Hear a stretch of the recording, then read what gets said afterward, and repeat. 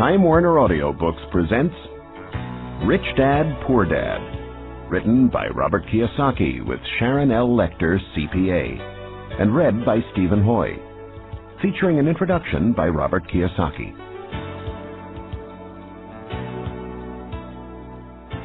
I had two fathers, a rich one and a poor one.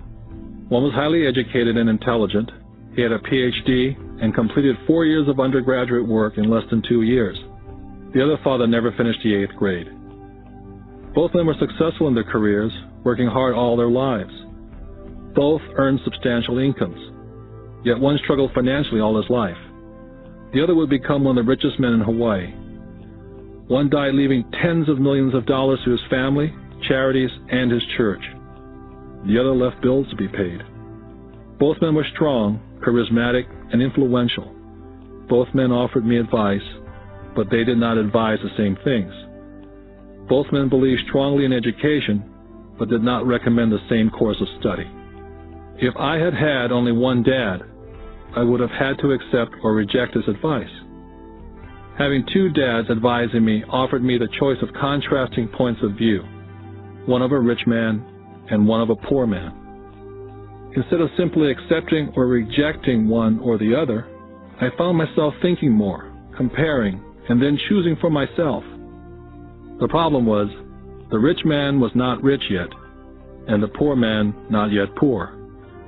Both were just starting out on their careers, and both were struggling with money and families.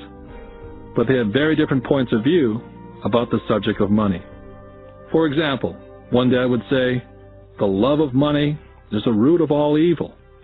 The other, "The lack of money is the root of all evil."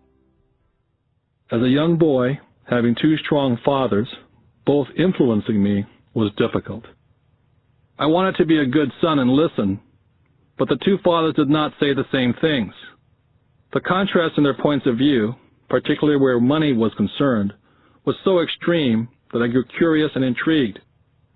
I began to start thinking for long periods of time about what each was saying. Much of my private time was spent reflecting, asking myself questions such as, "Why does he say that?"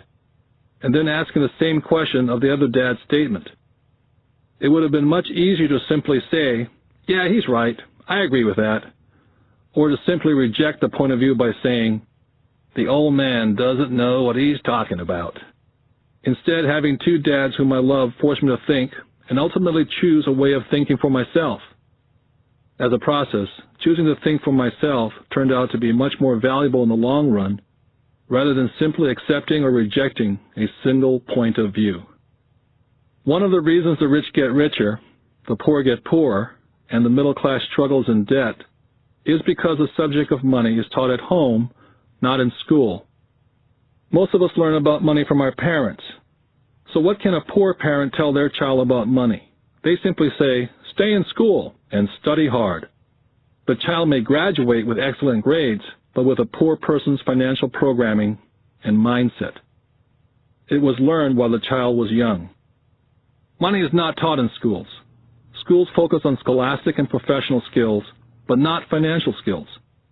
This explains how smart bankers, doctors, and accountants who earn excellent grades in school may still struggle financially all their lives. Our staggering national debt is due in large part to highly educated politicians and government officials making financial decisions with little or no training on the subject of money. I often look ahead to the new millennium and wonder what will happen when we have millions of people who will need financial and medical assistance.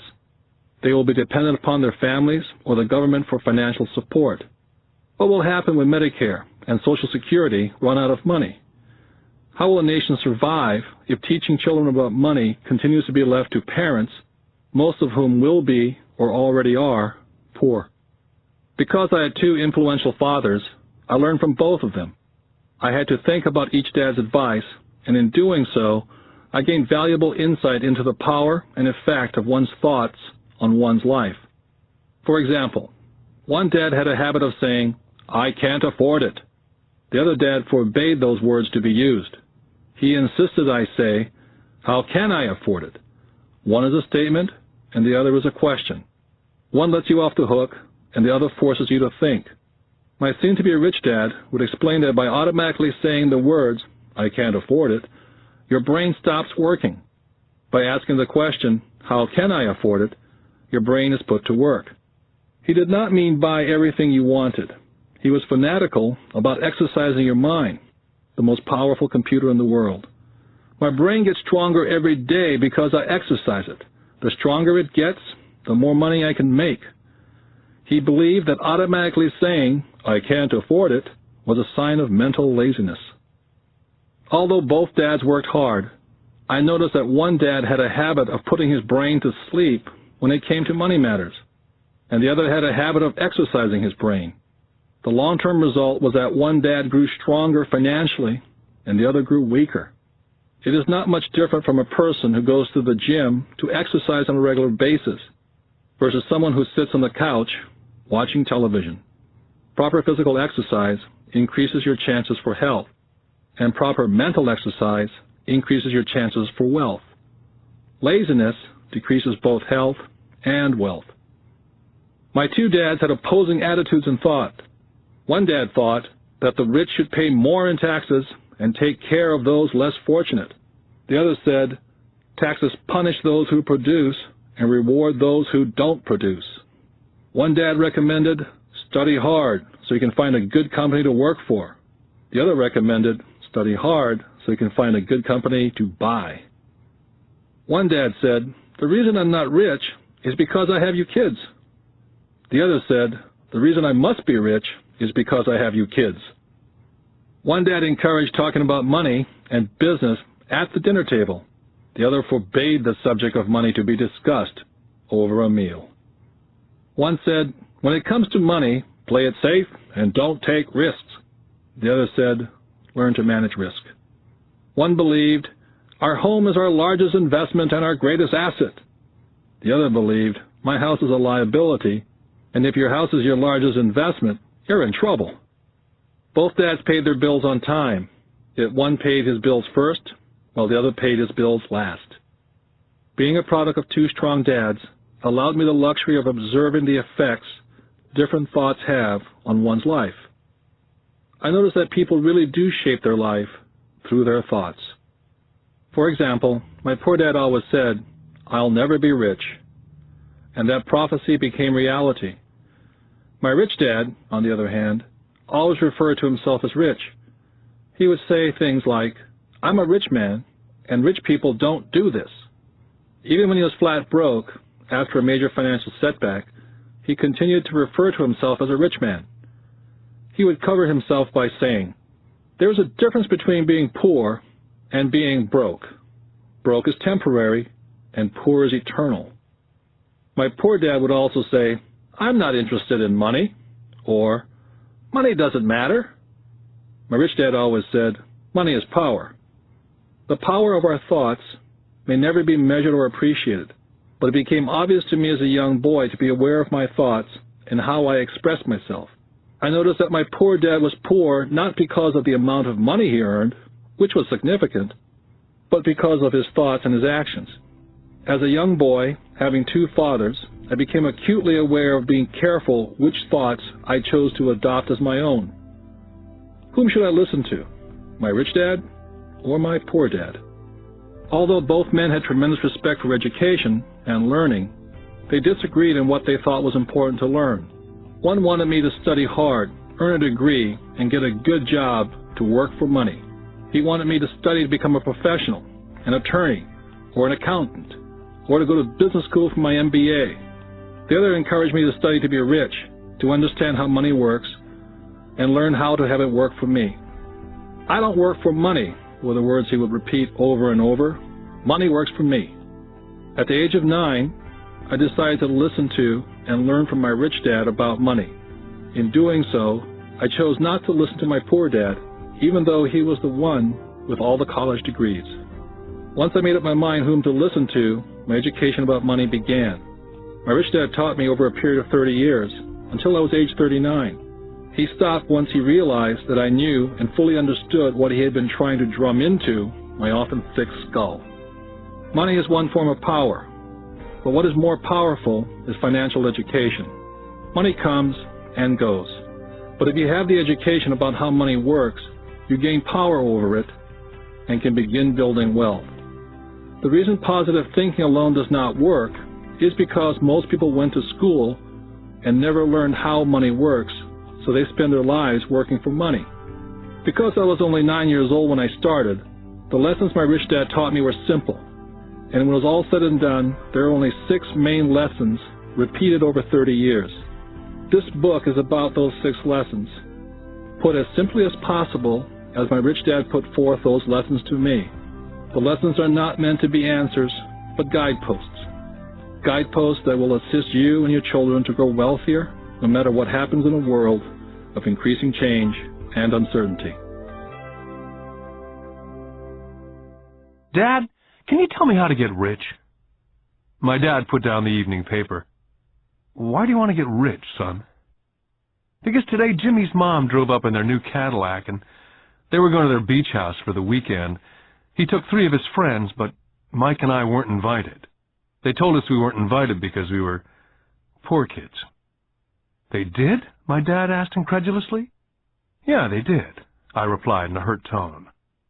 My dad silently shook his head, pushed his glasses up the bridge of his nose, and went back to reading his paper. I stood waiting for an answer. The year was 1956. I was 9 years old. By some twist of fate, I attended the same public school where the rich people sent their kids. We were primarily a sugar plantation town. The managers of the plantation and the other affluent people of the town, such as doctors, business owners, and bankers, sent their children to this school, grades 1 to 6. After grade 6, their children were generally sent off to private schools. Because my family lived on one side of the street, I went to this school. Had I lived on the other side of the street, I would have gone to a different school with kids from families more like mine. After grade 6, these kids and I would go on to the public intermediate and high school. There was no private school for them or for me. My dad finally put down the paper. Well, son, he began slowly, if you want to be rich, you have to learn to make money. How do I make money? I asked. Well, use your head, son, he said, smiling, which really meant, that's all I'm going to tell you, or, I don't know the answer, so don't embarrass me. The next morning, I told my best friend Mike what my dad had said. As best I could tell, Mike and I were the only poor kids in this school. Mike was like me in that he was in this school by a twist of fate. Someone had drawn a jog in a line for the school district, and we wound up in school with the rich kids. So what do we do to make money? Mike asked. I don't know, I said. But do you want to be my partner? He agreed. And so on that Saturday morning, Mike became my first business partner. We spent all morning coming up with ideas on how to make money. Finally, that afternoon, a bolt of lightning came through our heads.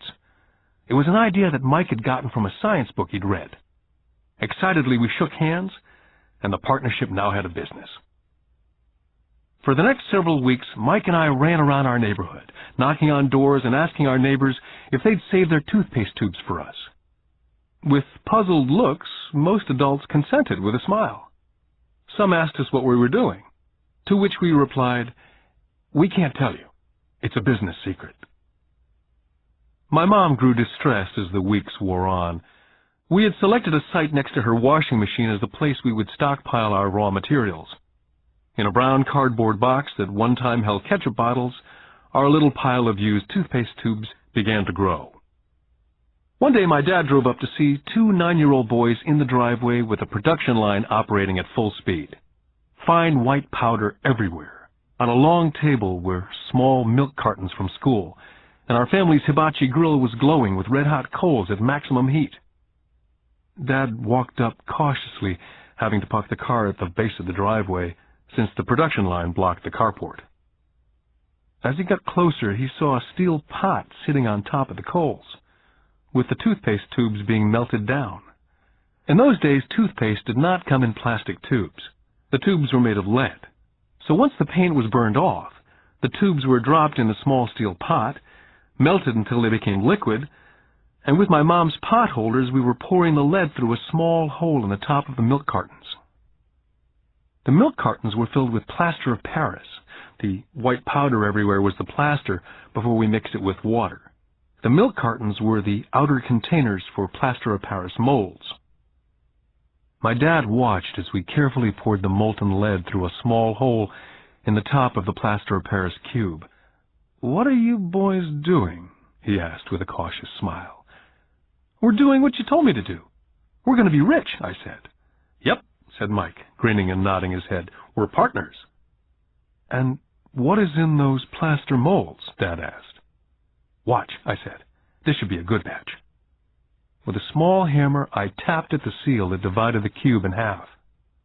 Cautiously, I pulled up the top half of the plaster mold, and a lead nickel fell out.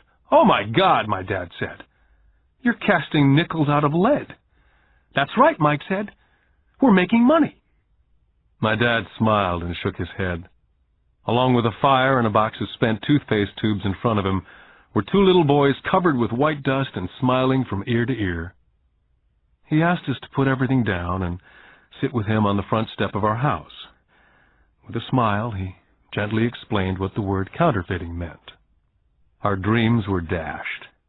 "You mean this is illegal?" asked Mike. "Yes, it is illegal," my dad said gently. "But you boys have shown great creativity and original thought. Keep going. I'm really proud of you." Disappointed, Mike and I sat in silence for about 20 minutes before we began cleaning up our mess. The business was over on opening day. Sweeping the powder up, I looked at Mike and said, "I guess Jimmy and his friends are right. We are poor." My father was just leaving as I said that. "Boys," he said, "you're only poor if you give up. The most important thing is that you did something. Most people only talk and dream of getting rich. You've done something. I'm very proud of the two of you. I will say it again. Keep going. Don't quit." Mike and I stood there in silence. They were nice words, but we still did not know what to do. "So how come you're not rich, Dad?" I asked. "Because I chose to be a school teacher. School teachers really don't think about being rich. We just like to teach. I wish I could help you, but I really don't know how to make money." Mike and I turned and continued our cleanup. "I know," said my dad. "If you boys want to learn how to be rich, don't ask me. Talk to your dad, Mike." "My dad?" asked Mike with a scrunched-up face. "Yeah, your dad," repeated my dad with a smile. "Your dad and I have the same banker, and he raves about your father. He's told me several times that your father is brilliant when it comes to making money. He seems to be building an empire, and I suspect in a few years he will be a very rich man." With that, Mike and I got excited again. With new vigor, we began cleaning up the mess caused by our now-defunct first business. As we were cleaning, we made plans on how and when to talk to Mike's dad. The problem was that Mike's dad worked long hours and often did not come home until late. His father owned warehouses, a construction company, a chain of stores, and 3 restaurants. It was the restaurants that kept him out late. Mike caught the bus home after we had finished cleaning up. He was going to talk to his dad when he got home that night and ask him if he would teach us how to become rich. Mike promised to call as soon as he talked to his dad, even if it was late. The phone rang at 8:30 p.m. Mike's dad had agreed to meet with Mike and me. At 7:30 Saturday morning, I caught the bus to the poor side of town. Michael and I met with his dad that morning at 8 o'clock. He was already busy and had been at work for more than an hour. His construction supervisor was just leaving in his pickup truck as I walked up to his simple, small, and tidy home. Mike met me at the door. "Dad's on the phone, and he said to wait on the back porch," Mike said as he opened the door. The old wooden floor creaked as I stepped across the threshold of this aging house. There was a cheap mat just inside the door. That mat was there to hide the years of wear from countless footsteps that the floor had supported. Although clean, it needed to be replaced. I felt claustrophobic as I entered the narrow living room, which was filled with old, musty, overstuffed furniture that today would be collector's items. Sitting on the couch were 2 women, a little older than my mom. Across from the women sat a man in workman's clothes. They smiled as Mike and I walked past them, heading for the kitchen, which led to the porch that overlooked the backyard. I smiled back shyly. "Who are those people?" I asked. Oh, they work for my dad. The older man runs his warehouses, and the women are the managers of the restaurants. And you saw the construction supervisor who's working on a road project about 50 miles from here. His other supervisor, who's building a tract of houses, had already left before you got here. Does this go on all the time, I asked. Not always, but quite often, said Mike, smiling as he pulled up a chair to sit down next to me. I asked him if he'd teach us to make money, Mike said. Oh? And what did he say to that? I asked with cautious curiosity. Well, he had a funny look on his face at first, and then he said he would make us an offer. Oh, I said, rocking my chair back against the wall. I sat there perched on two rear legs of the chair. Mike did the same thing. Suddenly, Mike's dad burst through the rickety screen door and onto the porch. Mike and I jumped to our feet, not out of respect, but because we were startled. Ready, boys? Mike's dad asked, as he pulled up a chair to sit down with us. We nodded our heads as we pulled our chairs away from the wall to sit in front of him. He was a big man, about 6 feet tall and 200 pounds. Mike says that you want to learn how to make money. Is that correct, Robert? I nodded my head quickly, but with a little intimidation. He had a lot of power behind his words and smile. Okay, here's my offer. I'll teach you, but I won't do it classroom style. You work for me, and I'll teach you. You don't work for me, I don't teach you. I can teach you faster if you work, and I'm wasting my time if you just want to sit and listen like you do in school. That's my offer. Take it or leave it. May I ask a question first, I asked. Nope, take it or leave it. I've got too much work to do to waste my time. If you can't make up your mind decisively, then you'll never learn to make money anyway. Take it, I said. Take it, said Mike. Good, said Mike's dad. Mrs. Martin will be by in 10 minutes. After I'm through with her, you ride with her to my superette, and you can begin working. I'll pay you 10 cents an hour, and you will work for 3 hours every Saturday. But I have a softball game today, I said. Mike's dad lowered his voice to a stern tone. Take it or leave it, he said. I'll take it, I replied, choosing to work and learn instead of playing softball. By 9 a.m. on a beautiful Saturday morning, Mike and I were working for Mrs. Martin. She was a kind and patient woman. She always said that Mike and I reminded her of her 2 sons who were grown and gone. Although kind, she believed in hard work, and she kept us working. She was a taskmaster. We spent 3 hours taking canned goods off the shelves, and with a feather duster, brushing each can to get the dust off, and then restacking them neatly. It was excruciatingly boring work. For 3 weeks, Mike and I reported to Mrs. Martin and worked our 3 hours. By noon, our work was over, and she dropped 3 little dimes in each of our hands. Now, even at the age of 9 in the mid-50s, 30 cents was not too exciting. Comic books cost 10 cents back then, so I usually spent my money on comic books and went home. By Wednesday of the 4th week, I was ready to quit. I had agreed to work only because I wanted to learn to make money from Mike's dad. And now I was a slave for 10 cents an hour. On top of that, I had not seen Mike's dad since that first Saturday. I'm quitting, I told Mike at lunchtime. The school lunch was miserable. School was boring, and now I didn't even have my Saturdays to look forward to. But it was the 30 cents that really got to me. Mike smiled. Dad said this would happen. He said to meet with him when you were ready to quit. What? I said indignantly. He's been waiting for me to get fed up? Sort of, Mike said. Dad's kind of different. He teaches differently from your dad. Your mom and dad lecture a lot.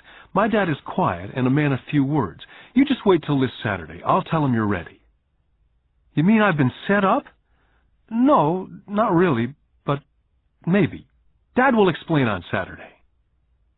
I was ready to face him, and I was prepared. Even my real dad was angry with him. My real dad, the one I call the poor one, thought that my rich dad was violating child labor laws and should be investigated. My educated dad told me to demand what I deserve, at least 25 cents an hour. My poor dad told me that if I didn't get a raise, I was to quit immediately. At 8 o'clock Saturday morning, I was going through the same rickety door of Mike's house. Take a seat and wait in line, Mike's dad said as I entered. He turned and disappeared into his little office next to a bedroom. I looked around the room and didn't see Mike anywhere. Feeling awkward, I cautiously sat down next to the same two women who were there 4 weeks earlier. They smiled and slid across the couch to make room for me. 45 minutes went by, and I was steaming. The two women had met with him and left 30 minutes earlier. An older gentleman was in there for 20 minutes and was also gone. The house was empty, and I sat out in his musty, dark living room on a beautiful, sunny Hawaiian day, waiting to talk to a cheapskate who exploited children. I could hear him rustling around in the office, talking on the phone and ignoring me. I was now ready to walk out, but for some reason I stayed. Finally, 15 minutes later, at exactly 9 o'clock, Rich Dad walked out of his office, said nothing, and signaled with his hand for me to enter his dingy office. "I understand you want a raise or you're going to quit," Rich Dad said as he swiveled in his office chair. "Well, you're not keeping your end of the bargain," I blurted out, nearly in tears. It was really frightening for a 9-year-old boy to confront a grown-up. "You said that you'd teach me if I worked for you." "Well, I've worked for you. I've worked hard. I've given up my baseball games to work for you, and you don't keep your word. You haven't taught me anything. You're a crook like everyone in town thinks you are. You're greedy. You want all the money and don't take care of your employees. You make me wait and don't show me any respect. I'm only a little boy, and I deserve to be treated better." Rich Dad rocked back in his swivel chair, hands up to his chin, somewhat staring at me. "Not bad," he said. "In less than a month you sound like most of my employees." "What?" I asked. Not understanding what he was saying, I continued with my grievance. "I thought you were going to keep up your end of the bargain and teach me. Instead, you want to torture me. That's cruel. That's really cruel." "I am teaching you," Rich Dad said quietly. "What have you taught me?" "Nothing," I said angrily. "You haven't even talked to me once since I agreed to work for peanuts. 10 cents an hour, huh? I should notify the government about you. We have child labor laws, you know. My dad works for the government, you know." "Wow," said Rich Dad. "Now you sound like most of the people who used to work for me. People I've either fired or they've quit." "So what do you have to say?" I demanded, feeling pretty brave for a little kid. "How do you know that I've not taught you anything?" asked Rich Dad calmly. "Well, you've never talked to me. I've worked for 3 weeks, and you've not taught me anything," I said with a pout. "Does teaching mean talking or a lecture?" Rich Dad asked. "Well, yes," I replied. "That's how they teach you in school," he said, smiling. "But that is not how life teaches you. And I would say that life is the best teacher of all. Most of the time, life does not talk to you, just sort of pushes you around. Each push is life saying, 'Wake up. There's something I want you to learn.'" I had no idea what he was talking about. Life pushes all of us around. Some give up, others fight. A few learn the lesson and move on. They welcome life pushing them around. To these few people, it means they need and want to learn something. They learn and move on. Most quit, and a few like you fight. Rich Dad stood and shut the creaky old wooden window that needed repair. "If you learn this lesson, you will grow into a wise, wealthy, and happy young man. If you don't, you will spend your life blaming a job, low pay, or your boss for your problems. You'll live life hoping for that big break that'll solve all your money problems." Rich Dad looked over to me to see if I was still listening. His eyes met mine. We stared at each other, streams of communication going between us through our eyes. Finally, I pulled away once I had absorbed his last message. I knew he was right. I was blaming him, and I did ask to learn. I was fighting. Rich Dad continued, "Or if you're the kind of person who has no guts, you just give up every time life pushes you. If you're that kind of person, you'll live all your life playing it safe, doing the right things, saving yourself for some event that never happens. Then you die a boring old man. You'll have lots of friends who'll really like you because you were such a nice, hard-working guy. You spent a life playing it safe, doing the right things. But the truth is, you let life push you into submission. Deep down, you were terrified of taking risks. You really wanted to win, but the fear of losing was greater than the excitement of winning. Deep inside, you and only you will know that you didn't go for it. You chose to play it safe." Our eyes met again. For 10 seconds we looked at each other, only pulling away once the message was received. "You've been pushing me around?" I asked. "Some people might say that," smiled Rich Dad. "I would say that I just gave you a taste of life." "What taste of life?" I asked, still angry but now curious. "You boys are the first people that have ever asked me to teach them how to make money. I have more than 150 employees, and not one of them has asked me what I know about money. They ask me for a job and a paycheck, but never to teach them about money. So most will spend the best years of their lives working for money, not really understanding what it is they're working for." I sat there listening intently. "So when Mike told me about you wanting to learn how to make money, I decided to design a course that was close to real life. I could talk till I was blue in the face, but you wouldn't hear a thing. So I decided to let life push you around a bit so you could hear me. That's why I only paid you 10 cents. "So what is the lesson I learned from working for only 10 cents an hour?" I asked. "That you're cheap and exploit your workers?" Rich Dad laughed heartily. "You best change your point of view. Stop blaming me, thinking I'm the problem. If you think I'm the problem, then you have to change me. If you realize that you're the problem, then you can change yourself, learn something, and grow wiser." "But you only pay me 10 cents. "So what are you learning?" Rich Dad asked, smiling. "That you're cheap," I said with a sly grin. "See, you think I'm the problem," said Rich Dad. "But you are. Well, keep that attitude and you learn nothing. Keep the attitude that I'm the problem, and what choices do you have?" "Well, if you don't pay me more or show me more respect and teach me, I'll quit." "Well put," Rich Dad said. And that's exactly what most people do. They quit and go looking for another job, better opportunity, and higher pay, actually thinking that a new job or more pay will solve the problem. In most cases, it won't. "So what will solve the problem?" I asked. "Just take this measly 10 cents an hour and smile?" Rich Dad smiled. "That's what the other people do. Just accept a paycheck, knowing that they and their family will struggle financially. But that's all they do. Waiting for a raise, thinking that more money will solve the problem. Most just accept it, and some take a second job working harder, but again accepting a small paycheck." I sat staring at the floor, beginning to understand the lesson Rich Dad was presenting. I could sense it was a taste of life. Finally, I looked up and repeated the question. "So what will solve the problem?" "This," he said, tapping me gently on the head. "This stuff between your ears." It was at that moment that Rich Dad shared the pivotal point of view that separated him from his employees and my poor dad, and led him to eventually become one of the richest men in Hawaii, while my highly educated but poor dad struggled financially all his life. It was a singular point of view that made all the difference over a lifetime. Rich Dad said over and over this point of view, which I call lesson number 1. The rich don't work for money. On that bright Saturday morning, I was learning a completely different point of view from what I'd been taught by my poor dad. At the age of 9, I grew aware that both dads wanted me to learn. Both dads encouraged me to study, but not the same things.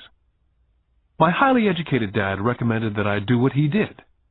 "Son, I want you to study hard, get good grades, so you can find a safe, secure job with a big company, and make sure it has excellent benefits."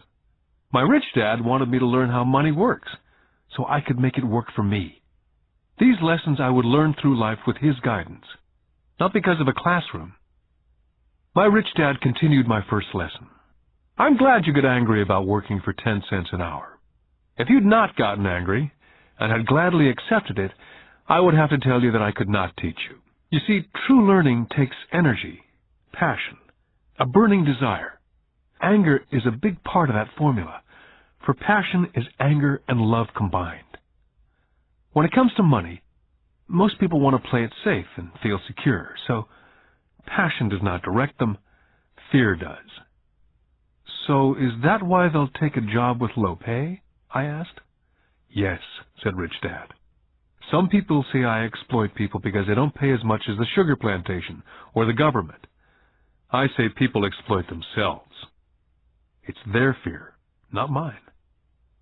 But don't you feel you should pay them more? I asked. I don't have to. And besides, more money will not solve the problem. Just look at your dad. He makes a lot of money and he still can't pay his bills. Most people, given more money, only get into more debt. So that's why the 10 cents an hour, I said, smiling. It's a part of the lesson. That's right, smiled Rich Dad. You see, your dad went to school and got an excellent education so he could get a high-paying job, which he did. But he still has money problems because he never learned anything about money at school. On top of that, he believes in working for money. And you don't, I asked? No, not really, said Rich Dad. If you want to learn to work for money, then stay in school. That's a great place to learn to do that. But if you want to learn how to have money work for you, then I will teach you that. But only if you want to learn. Wouldn't everyone want to learn that, I asked? No, said Rich Dad, simply because it's easier to learn to work for money, especially if fear is your primary emotion when the subject of money is discussed. I don't understand, I said with a frown. Oh, don't worry about that for now. Just know that it's fear that keeps most people working at a job. The fear of not paying their bills, the fear of being fired, the fear of not having enough money, the fear of starting over. That's the price of studying to learn a profession or trade and then working for money. Most people become a slave to money and then get angry at their boss. Learning to have money work for you is a completely different course of study, I asked. Absolutely, Rich Dad answered. Absolutely. We sat in silence. My friends would have been just starting their Little League baseball game. But for some reason I was now thankful I'd decided to work for 10 cents an hour. I sensed that I was about to learn something my friends would not learn in school. Ready to learn? Asked Rich Dad. Absolutely, I said with a grin. I've kept my promise. I've been teaching you from afar, my Rich Dad said. At 9 years old, you've gotten a taste of what it feels like to work for money. Just multiply your last month by 50 years, and you'll have an idea of what most people spend their life doing. I don't understand, I said. How did you feel waiting in line to see me? Once to get hired and once to ask for more money. Terrible, I said. If you choose to work for money, that is what life is like for many people, said Rich Dad. And how did you feel when Mrs. Martin dropped 3 dimes in your hand for 3 hours' work? I felt like it wasn't enough. It seemed like nothing. I was disappointed, I said. And that is how most employees feel when they look at their paychecks, especially after all the tax and other deductions are taken out. At least you got 100%. You mean most workers don't get paid everything? I asked with amazement. Heavens, no, said Rich Dad. The government always takes its share first. How do they do that? I asked. Taxes, said Rich Dad. You're taxed when you earn, you're taxed when you spend, you're taxed when you save, you're taxed when you die. Why do people let the government do that to them? The rich don't, said Rich Dad with a smile. The poor and the middle class do. I'll bet you that I earn more than your dad, yet he pays more in taxes. How can that be? I asked. As a 9-year-old boy, that made no sense to me. Why would someone let the government do that to them?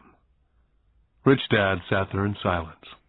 I guess he wanted me to listen instead of jabber away at the mouth. Finally, I calmed down. I did not like what I had heard. I knew my dad complained constantly about paying so much in taxes, but really did nothing about it. Was that life pushing him around?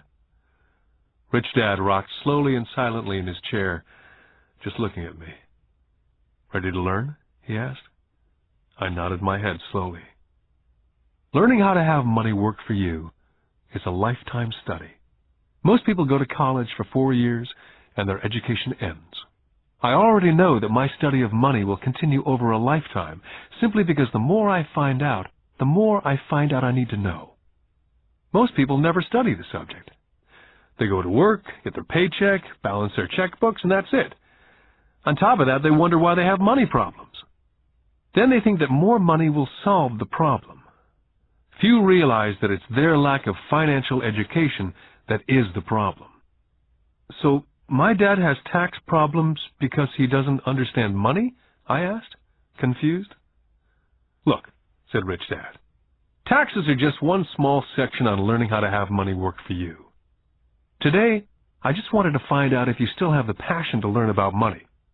Most people don't. They want to go to school, learn a profession, have fun at their work, and earn lots of money. One day they wake up with big money problems, and then they can't stop working. That's the price of only knowing how to work for money, instead of studying how to have money work for you. So, do you still have the passion to learn? Asked Rich Dad. I nodded my head. Good, said Rich Dad. Now get back to work. This time I will pay you nothing. What? I asked in amazement. You heard me. Nothing. You'll work the same 3 hours every Saturday, but this time you will not be paid 10 cents an hour. You said you wanted to learn to not work for money, so I'm not going to pay you anything. I couldn't believe what I was hearing. I've already had this conversation with Mike. He's already working, dusting, and stacking canned goods for free. You better hurry up and get back there. I stood there, still not believing what a raw deal I'd been handed. Here I came to ask for a raise, and now I was being told to keep working for nothing. Rich Dad tapped me on the head and said, "Use this. Now get out of here." I didn't tell my poor dad I wasn't being paid. He would not have understood, and I did not want to try to explain something that I did not yet understand myself. For 3 more weeks, Mike and I worked for 3 hours every Saturday for nothing. The work didn't bother me, and the routine got easier. It was the missed baseball games and not being able to afford to buy a few comic books that got to me. Rich Dad stopped by at noon on the 3rd week. We heard his truck pull up in the parking lot and sputter when the engine was turned off. He entered the store and greeted Mrs. Martin with a hug. After finding out how things were going in the store, he reached into the ice cream freezer, pulled out 2 bars, paid for them, and signaled to Mike and me, "Let's go for a walk, boys."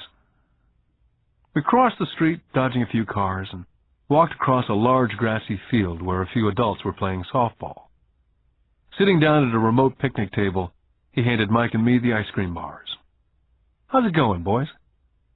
"Okay," Mike said. I nodded in agreement. "Learn anything yet?" Rich Dad asked.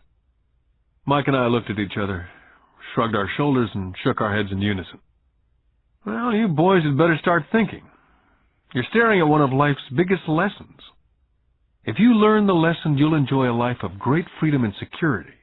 If you don't learn the lesson, you'll wind up like Mrs. Martin and most of the people playing softball in this park.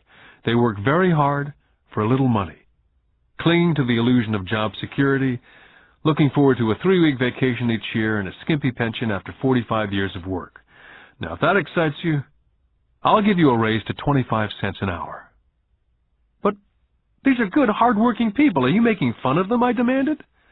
A smile came over Rich Dad's face. "Mrs. Martin's like a mother to me, and I would never be that cruel. I may sound cruel because I'm doing my best to point something out to the 2 of you. I want to expand your point of view so you can see something most people never have the benefit of seeing because their vision is too narrow. Most people never see the trap they're in." Mike and I sat there uncertain of his message. He sounded cruel, yet we could sense he was desperately wanting us to know something. With a smile, Rich Dad said, "Doesn't that 25 cents an hour sound good? Doesn't that make your heart beat a little faster?" I shook my head no, but it really did. 25 cents an hour would be big bucks to me. "Okay, I'll pay you $1 an hour," Rich Dad said with a sly grin. Now my heart was beginning to race. My brain was screaming, "Take it, take it." I could not believe what I was hearing. Still, I said nothing. "Okay, $2 an hour." My little 9-year-old brain and heart nearly exploded. After all, it was 1956, and being paid $2 an hour would have made me the richest kid in the world. I couldn't imagine earning that kind of money. I wanted to say yes, but somehow my mouth stayed silent. Maybe my brain had overheated and blown a fuse, but deep down I badly wanted that $2 an hour. The ice cream had melted and was running down my hand. Rich Dad was looking at 2 boys staring back at him, eyes wide open and brains empty. He knew that he was testing us, and he knew there was part of our emotions that wanted to take the deal. "Okay," he said, $5 an hour. Suddenly there was a silence from inside me. Something had changed. The offer was too big, and had gotten ridiculous. Not too many grown-ups in 1956 made more than $5 an hour. The temptation disappeared and a calm set in. Slowly I turned to my left to look at Mike. He looked back at me.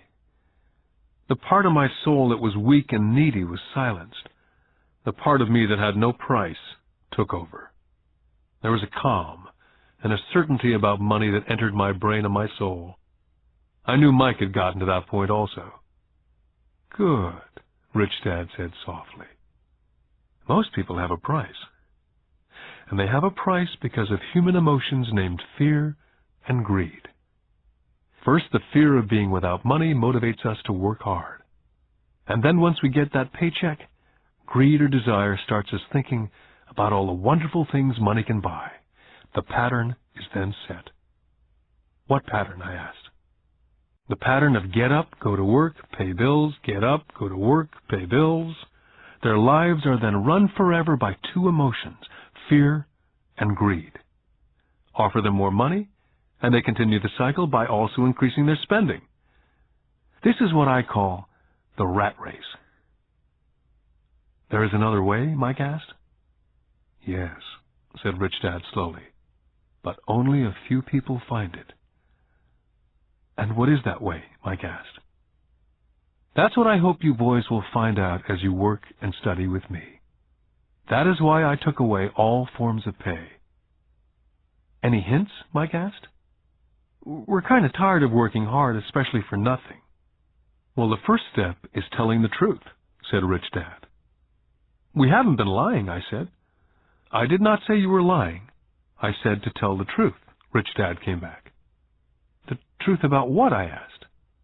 "How you're feeling," Rich Dad said. "You don't have to say it to anyone else, just yourself." "You mean the people in this park, the people who work for you, Mrs. Martin, they don't do that?" I asked. "I doubt it," Rich Dad said. "Instead, they feel the fear of not having money. Instead of confronting the fear, they react instead of think. They react emotionally instead of using their heads," Rich Dad said, tapping us on our heads. "Then they get a few bucks in their hands, and again the emotion of joy and desire and greed take over. And again they react instead of think." "So their emotions do their thinking," Mike said. "That's correct," said Rich Dad. "Money is running their lives, and they refuse to tell the truth about that. Money is in control of their emotions, and hence their souls." Rich Dad sat quietly, letting his words sink in. Realizing we had absorbed as much as possible of what he was talking about, Rich Dad said, "I want you boys to avoid that trap. That is really what I want to teach you. Not just to be rich, because being rich does not solve the problem." "It doesn't?" I asked, surprised. "No, it doesn't. Let me finish with the other emotion, which is desire. Some call it greed, but I prefer desire. It's perfectly normal to desire something better, prettier, more fun or exciting. So people also work for money because of desire. They desire money for the joy they think it can buy. But the joy that money brings is often short-lived, and they soon need more money for more joy, more pleasure, more comfort, more security. So they keep working, thinking money will soothe their souls that are troubled by fear and desire. But money cannot do that. Even for rich people?" Mike asked. "Rich people included," said Rich Dad. "In fact, the reason many rich people are rich is not because of desire, but because of fear. They actually think that money can eliminate that fear of not having money, of being poor. So they amass tons of it only to find out that the fear gets worse. They now fear losing it. I have friends who keep on working even though they have plenty. I know people who have millions who are more afraid now than when they were poor. They're terrified of losing all their money. I want to teach you to master the power of money, not be afraid of it. And they don't teach that in school. If you don't learn it, you can become a slave to money." It was finally making sense. He did want us to widen our views, to see what Mrs. Martin could not see, his employees could not see, or my dad for that matter. He used examples that sounded cruel at the time, but I've never forgotten them. My vision widened that day, and I could begin to see the trap that lay ahead for most people. You see, we're all employees, ultimately. We just work at different levels, said Rich Dad. I just want you boys to have a chance to avoid the trap. The trap caused by those two emotions, fear and desire. Use them in your favor, not against you. That's what I want to teach you. I'm not interested in just teaching you to make a pile of money. That won't handle the fear or desire.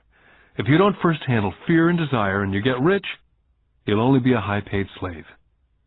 So how do we avoid the trap, I asked. The main cause of poverty or financial struggle is fear and ignorance, not the economy or the government or the rich. It's self-inflicted fear and ignorance that keeps people trapped. So you boys go to school and get your college degrees. I'll teach you how to stay out of the trap. The pieces of the puzzle were appearing. My highly educated dad had a great education and a great career, but school never told him how to handle money or his fears. It became clear that I could learn different and important things from two fathers. So you've been talking about the fear of not having money. How does the desire of money affect our thinking? Mike asked. How did you feel when I tempted you with a pay raise? Did you notice your desires rising? We nodded our heads. By not giving into your emotions, you were able to delay your reactions and think. That's most important. We will always have emotions of fear and greed. From here on in, it's most important for you to use those emotions to your advantage and for the long term, and not simply let your emotions run you by controlling your thinking. Most people use fear and greed against themselves. That's the start of ignorance. Most people live their lives chasing paychecks, pay raises, and job security because of the emotions of desire and fear, not really questioning where those emotion-driven thoughts are leading them. It's just like the picture of a donkey dragging a cart with its owner dangling a carrot just in front of the donkey's nose. The donkey's owner may be going where he wants to go, but the donkey is chasing an illusion. Tomorrow there will only be another carrot for the donkey. You mean the moment I began to picture a new baseball glove, candy or toys that's like a carrot to a donkey, Mike asked? Yeah. And as you get older, your toys get more expensive. New car, boat, and a big house to impress your friends, said Rich Dad with a smile. Fear pushes you out the door, and desire calls to you, enticing you toward the rocks. That's the trap. So what's the answer? Mike asked. What intensifies fear and desire is ignorance. That's why rich people with lots of money often have more fear the richer they get. Money is the carrot, the illusion. Rich Dad went on to explain that a human's life is a struggle between ignorance and illumination.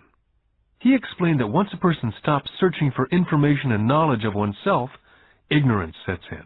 That struggle is a moment-to-moment decision to learn to open or close one's mind. Look, school is very, very important. You go to school to learn a skill or a profession so as to be a contributing member of society. Every culture needs teachers, doctors, mechanics, artists, cooks, business people, police officers, firefighters, soldiers. Schools train them so our culture can thrive and flourish, said Rich Dad. Unfortunately for many people, school is the end, not the beginning. What does ignorance have to do with greed and fear, I asked. Because it's ignorance about money that causes so much greed and so much fear, said Rich Dad. Let me give you some examples. A doctor wanting more money to better provide for his family raises his fees. By raising his fees, it makes healthcare more expensive for everyone.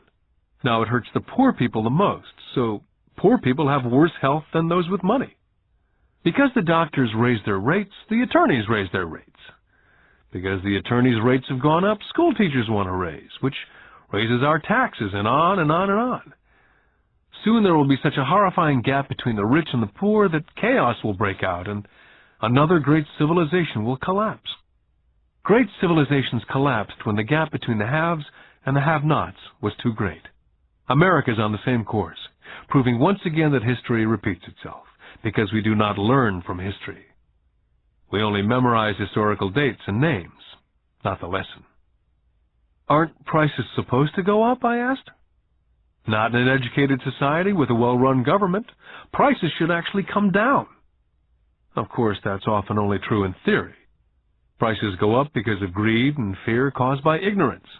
If schools taught people about money, there would be more money and lower prices. But schools only focus on teaching people to work for money, not how to harness money's power. But don't we have business schools, Mike asked? Aren't you encouraging me to go to business school for my master's degree? Yes, said Rich Dad. But all too often business schools train employees who are sophisticated bean counters. Heaven forbid a bean counter takes over a business. All they do is look at the numbers, fire people, and kill the business. I know because I hire bean counters.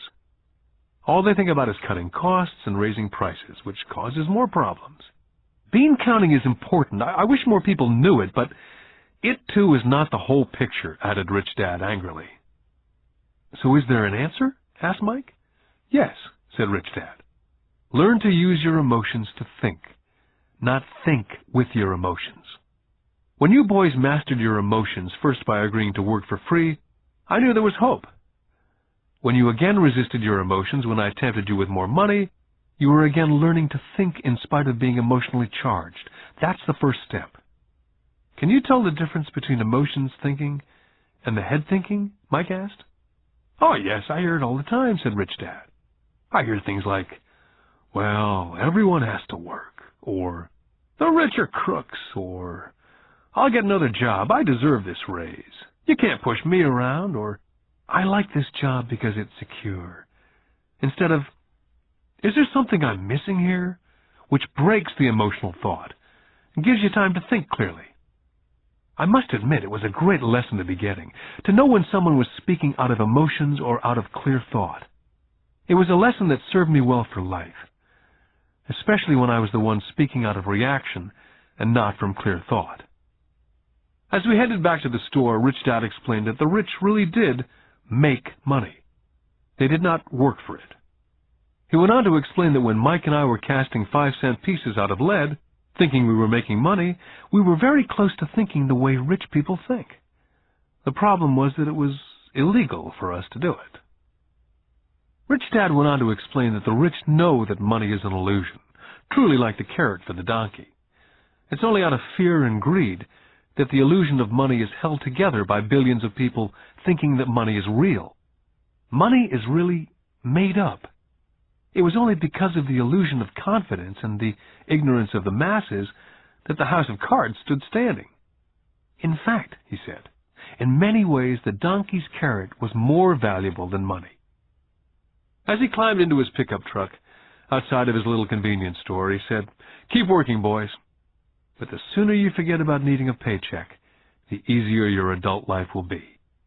Keep using your brain. Work for free. And soon your mind will show you ways of making money far beyond what I could ever pay you. You'll begin to see opportunities right in front of you that in the past would have gone unnoticed."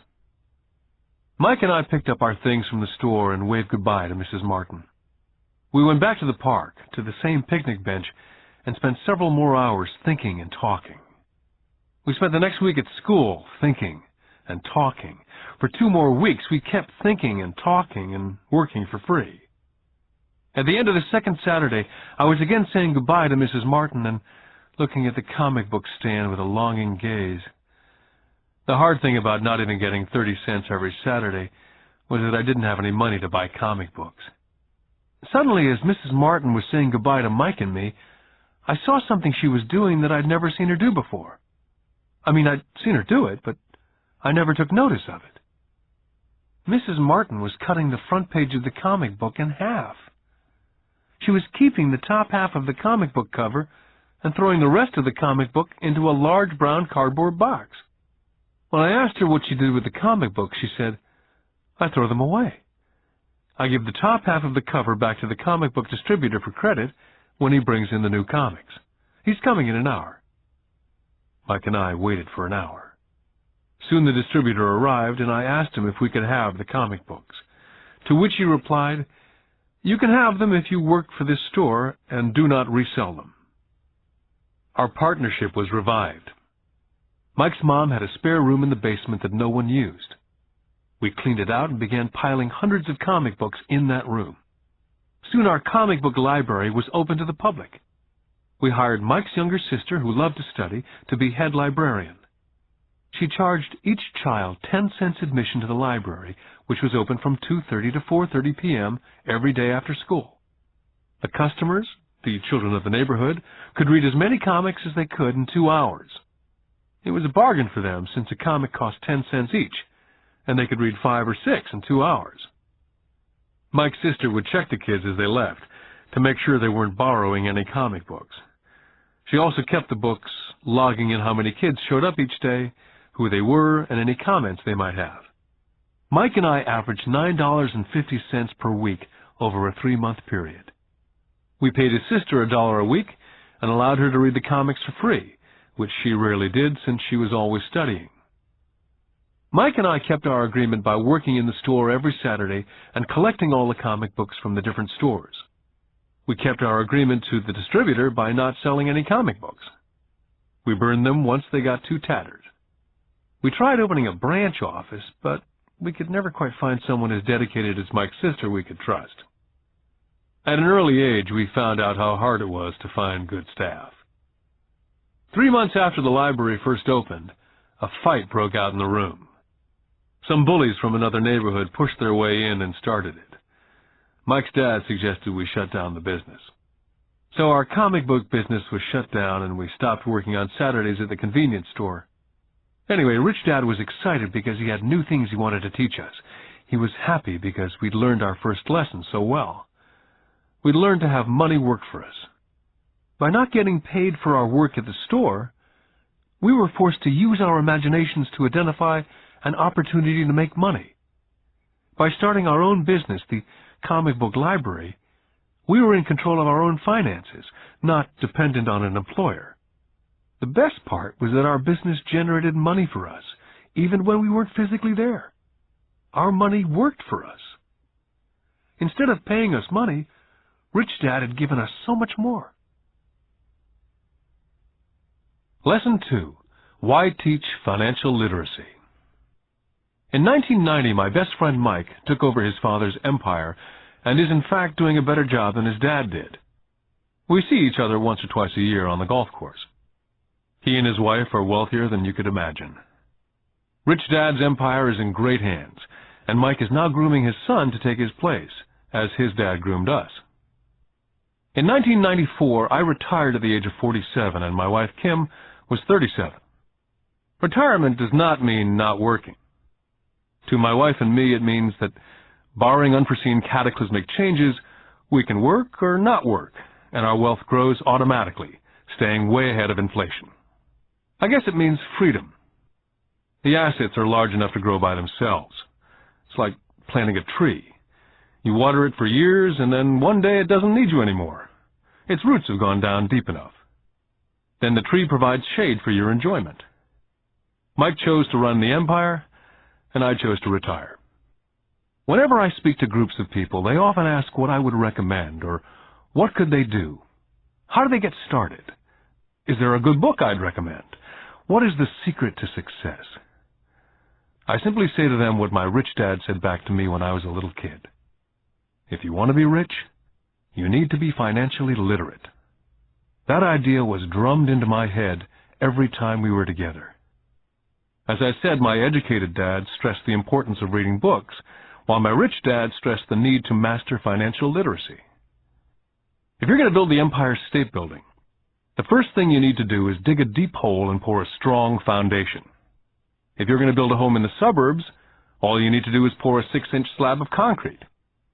Most people, in their drive to get rich, are trying to build an Empire State Building on a 6-inch slab.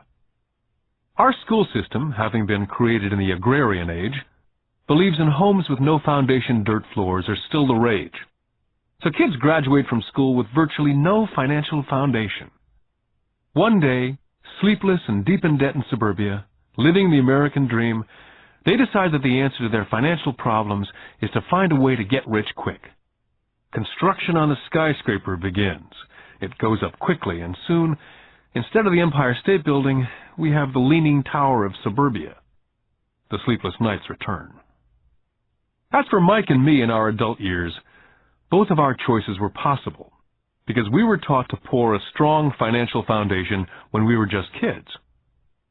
Now, accounting is possibly the most boring subject in the world.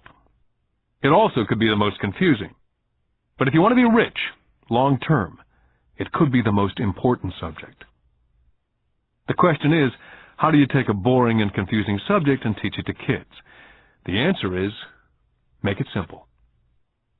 My rich dad poured a strong financial foundation for Mike and me. Since we were just kids, he created a simple way to teach us. For years, he only drew pictures and used words. Mike and I understood the simple drawings, the jargon, the movement of money. And then in later years, Rich Dad began adding numbers. Most importantly, you must know the difference between an asset and a liability, and buy assets. If you want to be rich, this is all you need to know. It is rule number 1. It is the only rule. This may sound absurdly simple, but most people have no idea how profound this rule is. Most people struggle financially because they do not know the difference between an asset and a liability. Rich people acquire assets. The poor and middle class acquire liabilities, but they think they are assets. When Rich Dad explained this to Mike and me, we thought he was kidding.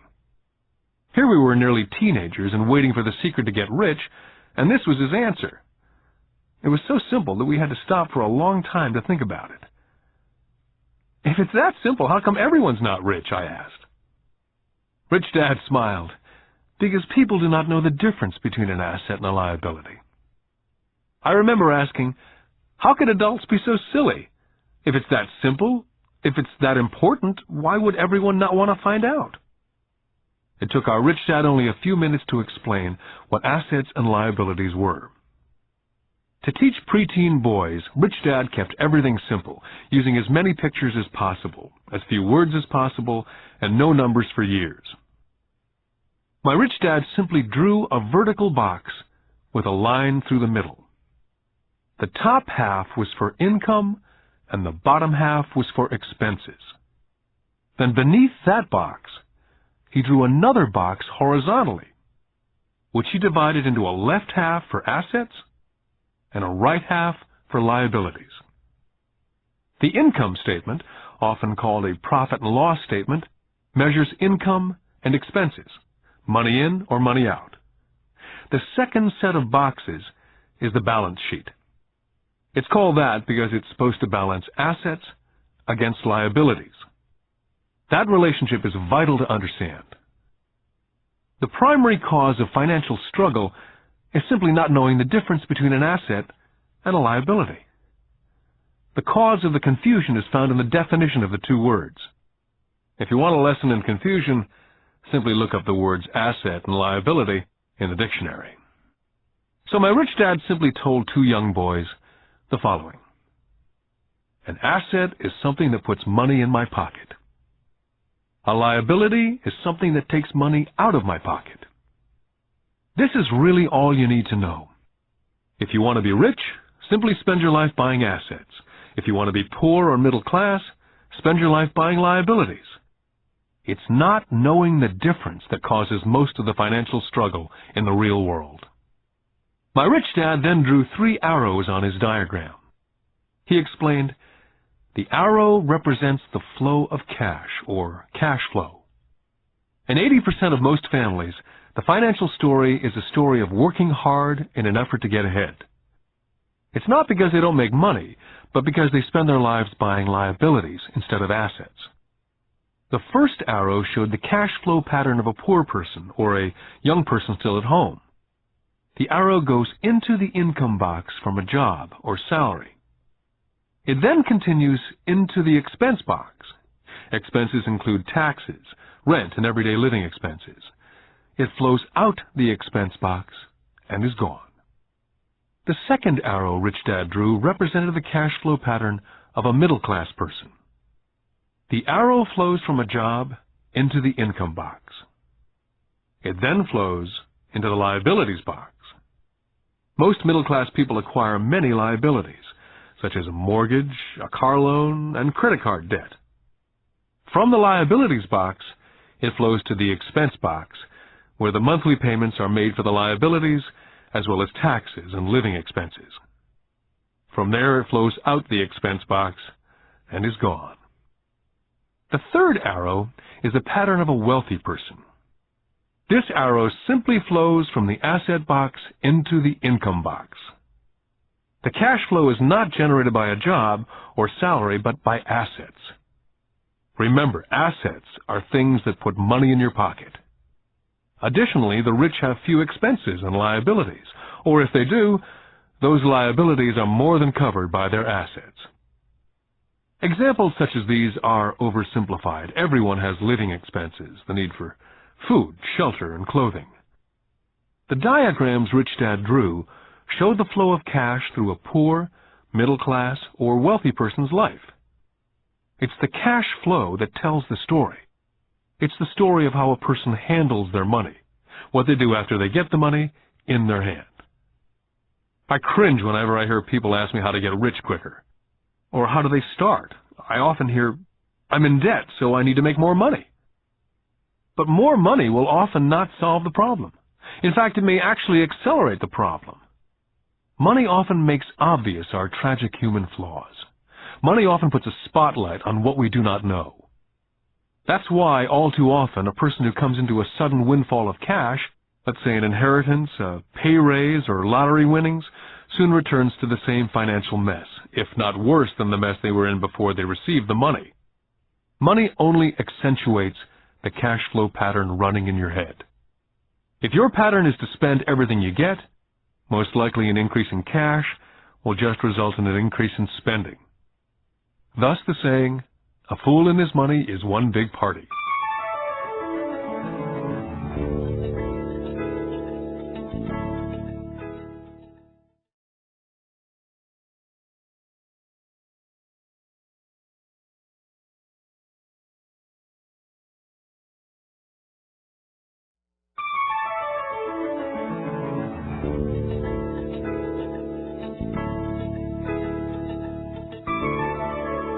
Because students leave school without financial skills, millions of educated people pursue their profession successfully, but later find themselves struggling financially. They work harder but don't get ahead. What's missing from their education is not how to make money, but how to spend money. What to do after you make it. It's called financial aptitude. What to do with the money once you make it, how to keep people from taking it from you, how long you keep it, and how hard that money works for you. Most people cannot tell why they struggle financially because they don't understand cash flow. A person can be highly educated, professionally successful, and financially illiterate. These people often work harder than they need to because they learned how to work hard, but not how to have their money work for them. The moving picture show of hard-working people has a set pattern. Recently married, the happy, highly educated young couple move in together in one of their cramped rented apartments. Immediately they realize that they're saving money because two can live as cheaply as one. The problem is, the apartment is cramped. They decide to save money to buy their dream home so they can have kids. They now have two incomes, and they begin to focus on their careers. Their incomes begin to increase. As their incomes go up, their expenses go up as well, so there is little or no money to flow into the asset box. This means the only income they get comes from their jobs. The number one expense for most people is taxes. Many people think it's income tax, but for most Americans, their highest tax is Social Security.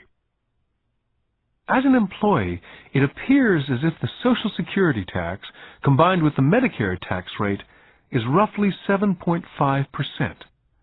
But it's really 15%, since the employer must match the Social Security amount. In essence, it is money the employer cannot pay you. On top of that, you still have to pay income tax on the amount deducted from your wages for Social Security tax. Income you never receive because it went directly to Social Security through withholding. Then their liabilities go up. This is best demonstrated by going back to the young couple. As a result of their incomes going up, They decide to go out and buy the house of their dreams. Once in their house, they have a new tax, called property tax. Then they buy a new car, new furniture, and new appliances to match their new house.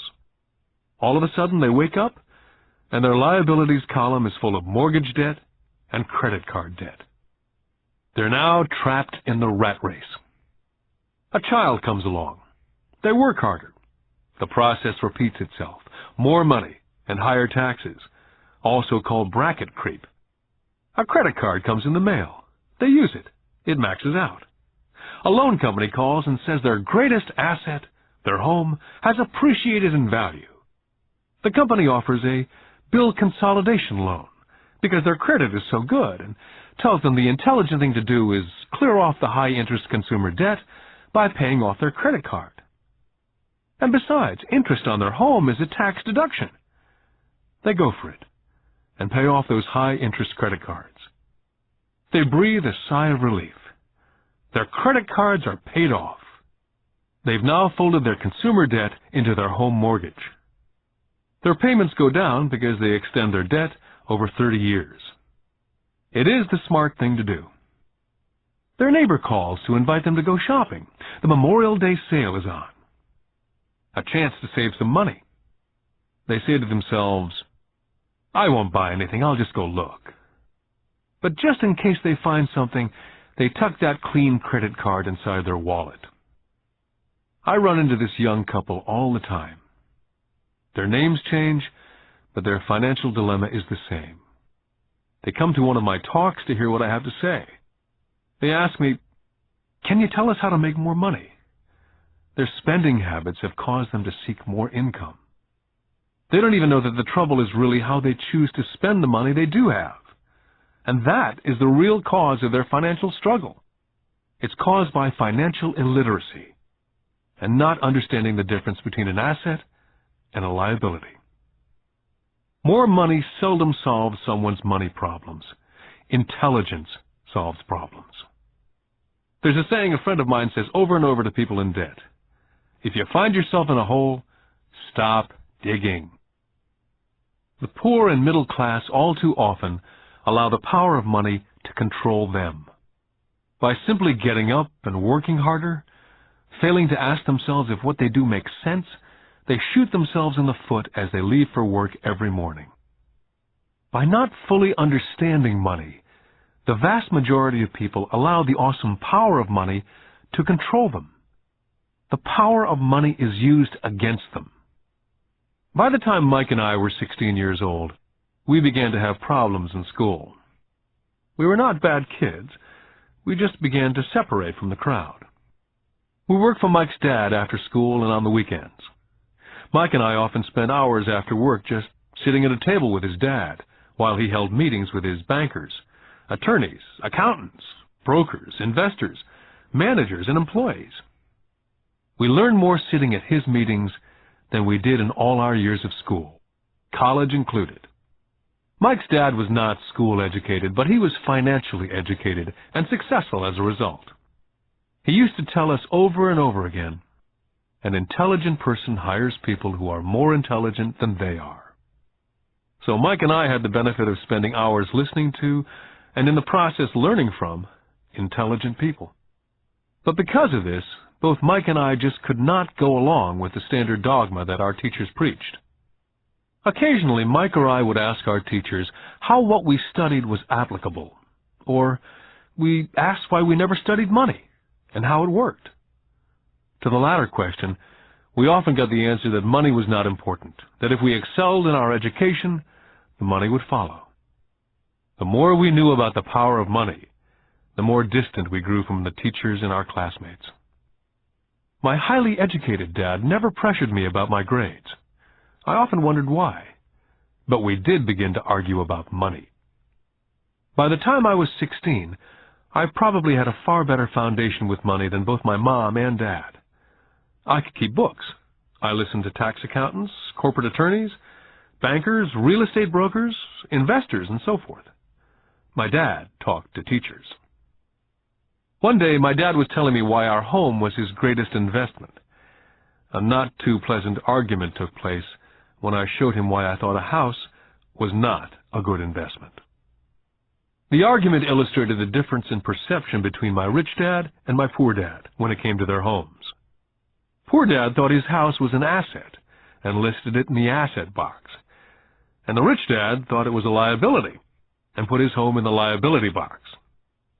I remember when I drew a diagram for my dad showing him the direction of cash flow. I also showed him the ancillary expenses that went along with owning the home. A bigger home meant bigger expenses, and the cash flow kept going out through the expense column. Today I am still challenged on the idea of a house not being an asset. And I know that for many people, it's their dream as well as their largest investment. And owning your own home is better than nothing. I simply offer an alternate way of looking at this popular dogma. My wife and I would love a bigger, more flashy house to impress the Joneses, but we know it is not an asset. It's a liability since it takes money out of our pocket. So here's the argument I put forth. I really do not expect most people to agree with it because a nice home is an emotional thing. And when it comes to money, high emotions tend to lower financial intelligence. When it comes to houses, I point out that most people work all their lives paying for a home they never own. In other words, most people buy a new house every so many years, each time incurring a new 30-year loan to pay off the previous one. Even though people receive a tax deduction for interest on mortgage payments, they pay for all their other expenses with after-tax dollars, even after they pay off their mortgage. Then there are property taxes. My wife's parents were shocked when the property taxes on their home went to $1,000 a month. This was after they'd retired, so the increase put a strain on their retirement budget, and they felt forced to move. Also, houses do not always go up in value.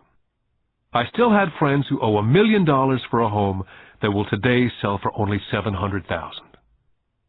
Finally, the greatest losses of all are those from missed opportunities. If all your money is tied up in your house, you may be forced to work harder because your money continues blowing out of the expense column instead of adding to the asset column. The classic middle-class cash flow pattern. If a young couple would put more money into their asset column early on, their later years would get easier, especially as they prepared to send their children to college. Their assets would have grown and would be available to help cover expenses. All too often, a house only serves as a vehicle for incurring a home equity loan to pay for mounting expenses. In summary, the end result in making a decision to own a house that is too expensive in lieu of starting an investment portfolio early on impacts an individual in at least the following 3 ways. Number 1, loss of time, during which other assets could have grown in value. Number 2, loss of additional capital, which could have been invested instead of paying for high maintenance expenses related directly to the home. Number 3, loss of education. Too often people count their house, savings, and retirement plan as all they have in their asset column. Because they have no money to invest, they simply do not invest. This costs them investment experience. Most never become what the investment world calls a sophisticated investor. And the best investments are usually first sold to sophisticated investors, who then turn around and sell them to the people playing it safe. My educated dad's personal financial statement best demonstrates the life of someone in the rat race. His expenses seem to always keep up with his income, never allowing him to invest in assets. As a result, his liabilities, such as his mortgage and credit card debts, are larger than his assets. My rich dad's personal financial statement, on the other hand, reflects the results of a life dedicated to investing and minimizing liabilities. His assets greatly exceed his liabilities. A review of my rich dad's financial statement is why the rich get richer. The asset column generates more than enough income to cover expenses, with the balance reinvested into the asset column. The asset column continues to grow, and therefore the income it produces grows with it. The result being The rich get richer. The middle class finds itself in a constant state of financial struggle. Their primary income is through wages. And as their wages increase, so do their taxes. Their expenses tend to increase in equal increments as their wages increase, hence the phrase, the rat race. They treat their home as their primary asset instead of investing in income-producing assets. Remember, the most important rule is to know the difference between an asset and a liability. Once you understand the difference, concentrate your efforts on only buying income-generating assets. That's the best way to get started on a path to becoming rich. Keep doing that, and your asset column will grow. Focus on keeping liabilities and expenses down. This will make more money available to continue pouring into the asset column. This pattern of treating your home as an investment, and the philosophy that a pay raise means you can buy a larger home or spend more, is the foundation of today's debt-ridden society. This process of increased spending throws families into greater debt and into more financial uncertainty, even though they may be advancing in their jobs and receiving pay raises on a regular basis. This is high-risk living caused by weak financial education. As an employee who's also a homeowner, your working efforts are generally as follows. You work for someone else.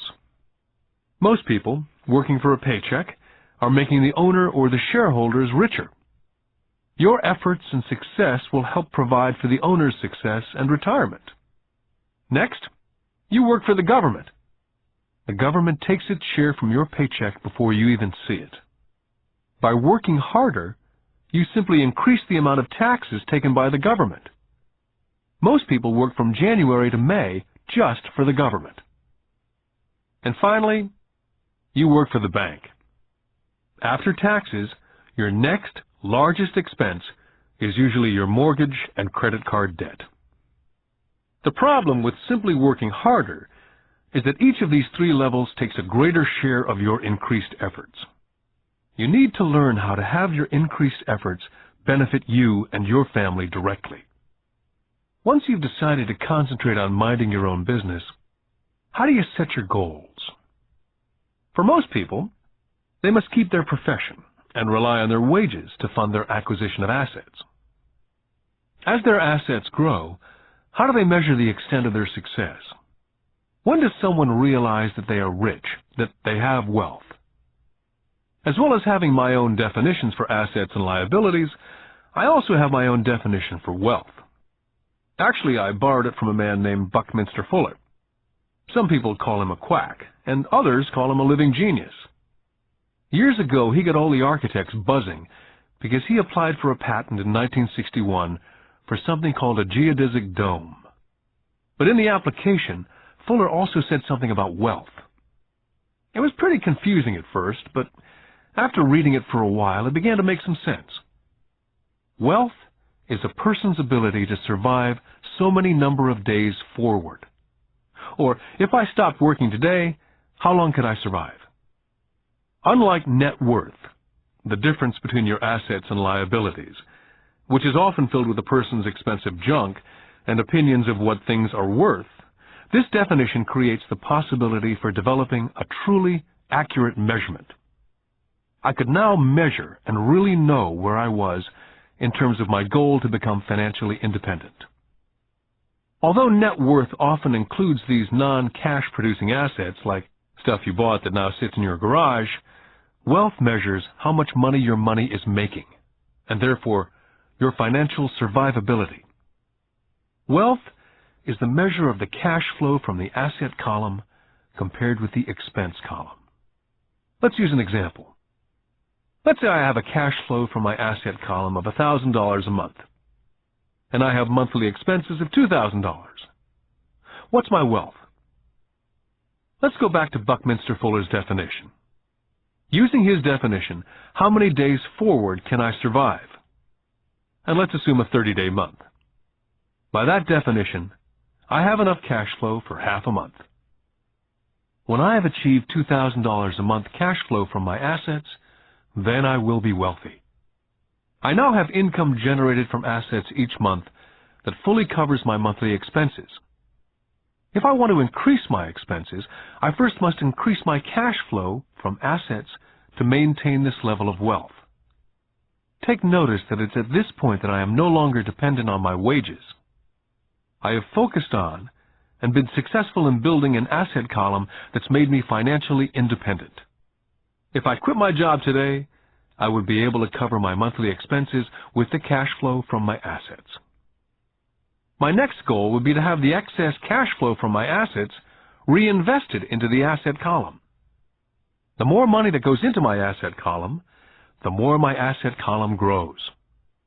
The more my assets grow, the more my cash flow grows. And as long as I keep my expenses less than the cash flow from these assets, I will grow richer, with more and more income from sources other than my physical labor. As this reinvestment continues, I am well on my way to being rich. The actual definition of rich is in the eye of the beholder. You can never be too rich. Just remember this simple observation. The rich buy assets, the poor only have expenses. The middle class buys liabilities they think are assets. So how do I start minding my own business?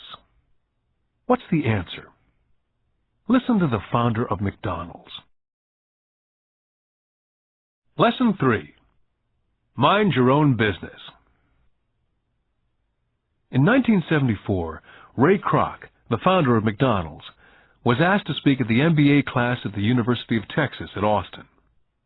A dear friend of mine, Keith Cunningham, was a student in that MBA class. After a powerful and inspiring talk, the class adjourned, and the students asked Ray if he would join them at their favorite hangout to have a few beers. Ray graciously accepted. "What business am I in?" Ray asked, once the group had all their beers in hand. Everyone laughed, said Keith. Most of the MBA students thought Ray was just fooling around. No one answered, so Ray asked the question again. "What business do you think I'm in?" The students laughed again. And finally one brave soul yelled out, "Ray, who in the world does not know that you're in the hamburger business?" Ray chuckled. "That's what I thought you'd say." He paused, and then quickly said, "Ladies and gentlemen, I'm not in the hamburger business. My business is real estate." McDonald's today is the largest single owner of real estate in the world, owning even more than the Catholic Church. Today, McDonald's owns some of the most valuable intersections and street corners in America, as well as in other parts of the world. Keith said it was one of the most important lessons in his life. Today, Keith owns car washes, but his business is the real estate under those car washes. The previous chapter ended with a statement illustrating that most people work for everyone but themselves. They work first for the owners of the company, then for the government through taxes, and finally for the bank that owns their mortgage. As a young boy, we did not have a McDonald's nearby. Yet my rich dad was responsible for teaching Mike and me the same lesson that Ray Kroc talked about at the University of Texas. It is secret number 3 of the rich. The secret is, mind your own business. Financial struggle is often directly the result of people working all their life for someone else. Many people will have nothing at the end of their working days. Our current educational system focuses on preparing today's youth to get good jobs by developing scholastic skills. Their lives will revolve around their wages, or, as described earlier, their income column. And after developing scholastic skills, they go on to higher levels of schooling to enhance their professional abilities. They study to become engineers, scientists, cooks, police officers, artists, writers, and so on. These professional skills allow them to enter the workforce and work for money. There's a big difference between your profession and your business. Often I ask people, "What's your business?" And they will say, "Oh, I'm a banker." Then I ask them if they own the bank, and they usually respond, "No, I work there." In that instance, they've confused their profession with their business. Their profession may be a banker, but they still need their own business. Ray Kroc was clear on the difference between his profession and his business. His profession was always the same. He was a salesman. At one time he sold mixers for milkshakes, and soon thereafter he was selling hamburger franchises. But while his profession was selling hamburger franchises, his business was the accumulation of income-producing real estate. To become financially secure, a person needs to mind their own business. Your business revolves around your asset column, as opposed to your income column. As stated earlier, the number one rule is to know the difference between an asset and a liability, and to buy assets. The rich focus on their asset columns, while everyone else focuses on their income statements. That's why we hear so often, "I need a raise. If only I had a promotion. I'm going back to school to get more training so I can get a better job. I'm going to work overtime. Maybe I can get a second job. I'm quitting in 2 weeks. I found a job that pays more." In some circles, these are sensible ideas. Yet if you listen to Ray Kroc, you're still not minding your own business. These ideas all still focus on the income column, and will only help a person become more financially secure if the additional money is used to purchase income-generating assets. The primary reason the majority of the poor and middle class are fiscally conservative, which means I can't afford to take risks, is that they have no financial foundation. They have to cling to their jobs. They have to play it safe. When downsizing became the in thing to do, millions of workers found out that their largest so-called asset, their home, was eating them alive. Their asset, called a house, still cost them money every month. Their car, another asset, was eating them alive. The golf clubs in the garage that cost $1,000 were not worth $1,000 anymore. Without job security, they had nothing to fall back on. What they thought were assets could not help them survive in a time of financial crisis. So, many people have put themselves in deep financial trouble when they run short of income. To raise cash, they sell their assets. First, their personal assets can generally be sold for only a fraction of the value that's listed in their personal balance sheet. Or, if there's a gain on the sale of the assets, they're taxed on the gain. So again, the government takes its share of the gain, thus reducing the amount available to help them out of debt. That's why I say someone's net worth is often worth less than they think. Start minding your own business. Keep your daytime job, but start buying real assets, not liabilities or personal effects that have no real value once you get them home. A new car loses nearly 25% of the price you pay for it the moment you drive it off the lot. It's not a true asset, even if your banker lets you list it as one. My $400 new titanium driver was worth $150 the moment I teed off. For adults, keep your expenses low, reduce your liabilities, and diligently build a base of solid assets. For young people who've not yet left home, it's important for parents to teach them the difference between an asset and a liability. Get them to start building a solid asset column before they leave home, get married, buy a house, have kids, and get stuck in a risky financial position, clinging to a job and buying everything on credit. I see so many young couples who get married and trap themselves into a lifestyle that will not let them get out of debt for most of their working years.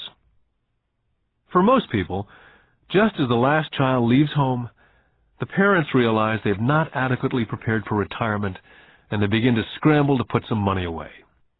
Then their own parents become ill, and they find themselves with new responsibilities. So, what kind of assets am I suggesting that you or your children acquire? In my world, real assets fall into several different categories. First, businesses that do not require my presence. I own them, but they're managed or run by other people. If I have to work there, it's not a business. It becomes my job. Then come categories such as stocks, bonds, mutual funds, income-generating real estate, notes or IOUs, royalties from intellectual property such as music, scripts, patents, and finally anything else that has value, produces income, or appreciates and has a ready market. As a young boy, my educated dad encouraged me to find a safe job. My rich dad, on the other hand, encouraged me to begin acquiring assets that I loved. If you don't love it, you won't take care of it. I collect real estate simply because I love buildings and land. I love shopping for them. I could look at them all day long. When problems arise, the problems are not so bad that it changes my love for real estate. For people who hate real estate, they shouldn't buy it. I love stocks of small companies, especially startups. The reason is that I am an entrepreneur, not a corporate person. In my early years, I worked in large organizations such as Standard Oil of California, the U.S. Marine Corps, and Xerox Corporation. I enjoyed my time with those organizations and have fond memories, but I know deep down I'm not a company man. I like starting companies, not running them. So my stock buys are usually of small companies, and sometimes I even start the company and take it public. Fortunes are made in new stock issues, and I love the game. Many people are afraid of small-cap companies and call them risky, and they are. But risk is always diminished if you love what the investment is, understand it, and know the game. For years, even while I was with the Marine Corps and Xerox, I did what my rich dad recommended. I kept my daytime job, but I still minded my own business. I was active in my asset column. I traded real estate and small stocks. Rich Dad always stressed the importance of financial literacy. The better I was at understanding the accounting and cash management, the better I would be at analyzing investments and eventually starting and building my own company. I would not encourage anyone to start a company unless they really want to. Knowing what I know about running a company, I would not wish that task on anyone. There are times when people cannot find employment where starting a company is a solution for them. The odds are against success. 9 out of 10 companies fail in 5 years. Of those that survive the first 5 years, 9 out of every 10 of those eventually fail as well. So only if you really have the desire to own your own company do I recommend it. Otherwise, keep your daytime job and mind your own business. When I say mind your own business, I mean to build and keep your asset column strong. Once a dollar goes into it, never let it come out. Think of it this way. Once a dollar goes into your asset column, it becomes your employee. The best thing about money is that it works 24 hours a day and can work for generations.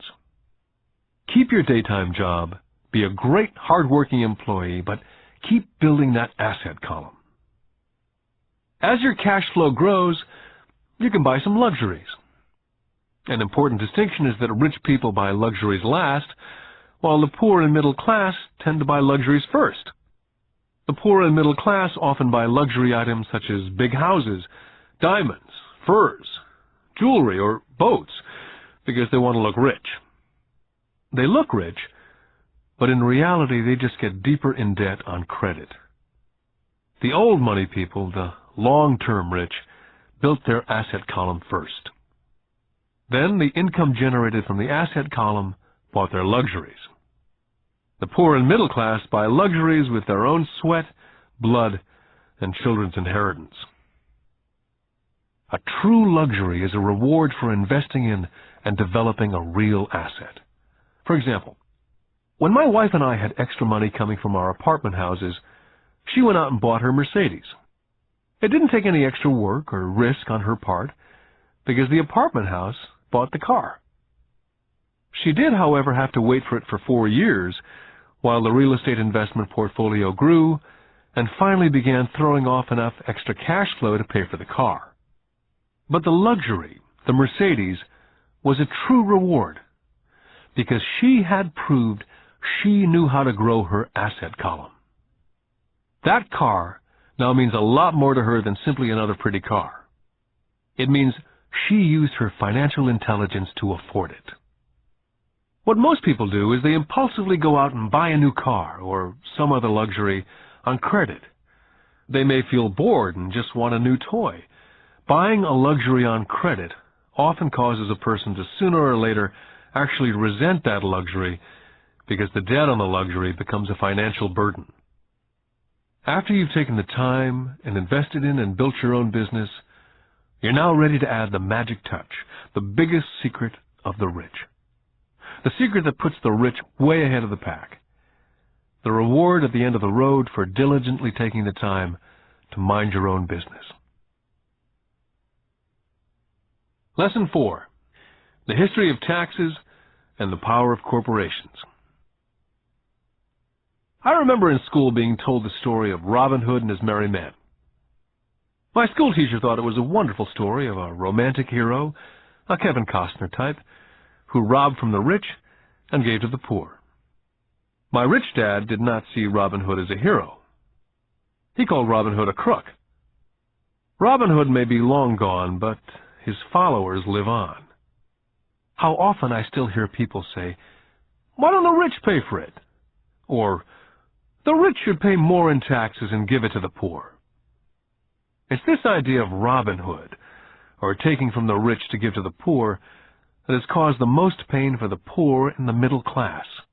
The reason the middle class is so heavily taxed is because of the Robin Hood ideal.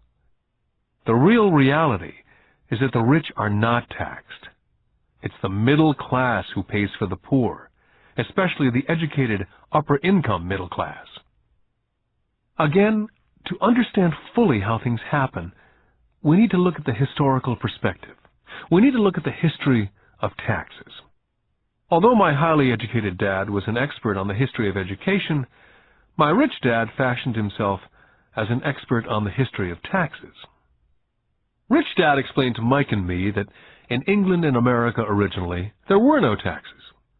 Occasionally, there were temporary taxes levied in order to pay for wars. The king or the president would put the word out and ask everyone to chip in. Taxes were levied in Britain for the fight against Napoleon from 1799 to 1816. And in America, taxes were levied to pay for the Civil War from 1861 to 1865. In 1874, England made income tax a permanent levy on its citizens. In 1913, an income tax became permanent in the United States with the adoption of the 16th Amendment to the Constitution. What these historical dates fail to reveal is that both of these taxes were initially levied against only the rich. It was this point that Rich Dad wanted Mike and me to understand. He explained that the idea of taxes was made popular and accepted by the majority by telling the poor and the middle class that taxes were created only to punish the rich. This is how the masses voted for the law, and it became constitutionally legal. Although it was intended to punish the rich, in reality it wound up punishing the very people who voted for it, the poor and the middle class. Once government got a taste of money, the appetite grew, said Rich Dad. Your dad and I are exactly opposite. He's a government bureaucrat, and I'm a capitalist. We get paid, and our success is measured on opposite behaviors. He gets paid to spend money and hire people. The more he spends and the more people he hires, the larger his organization becomes. In the government, the larger his organization, the more he's respected. On the other hand, within my organization, the fewer people I hire and the less money I spend, the more I'm respected by my investors. That's why I don't like government people. They have different objectives from most business people. As the government grows, more and more tax dollars will be needed to support it. As I said, the passage of taxes was only possible because the masses believed in the Robin Hood theory of economics, which was to take from the rich and give to everyone else. The problem was that the government's appetite for money was so great that taxes soon needed to be levied on the middle class, and from there it kept trickling down. The rich, on the other hand, saw an opportunity. They do not play by the same set of rules. As I've stated, the rich already knew about corporations, which became popular in the days of sailing ships. The rich created the corporation as a vehicle to limit their risk to the assets of each voyage. The rich put their money into a corporation to finance the voyage. The corporation would then hire a crew to sail to the New World to look for treasures. If the ship was lost, the crew lost their lives, but the loss to the rich would be limited only to the money they invested for that particular voyage. It's the knowledge of the power of the legal structure of the corporation that really gives the rich a vast advantage over the poor and the middle class. Having two fathers teaching me, one a socialist and the other a capitalist, I quickly began to realize that the philosophy of the capitalist made more financial sense to me. It seemed to me that the socialists ultimately penalized themselves due to their lack of financial education. No matter what the take-from-the-rich crowd came up with, the rich always found a way to outsmart them. That is how taxes were eventually levied on the middle class. The rich outsmarted the intellectuals solely because they understood the power of money, a subject not taught in schools. How did the rich outsmart the intellectuals? Once the take-from-the-rich tax was passed, cash started flowing into government coffers. Initially, people were happy. Money was handed out to government workers and the rich. It went to government workers in the form of jobs and pensions. It went to the rich via their factories receiving government contracts. The government became a large pool of money, but the problem was the fiscal management of that money.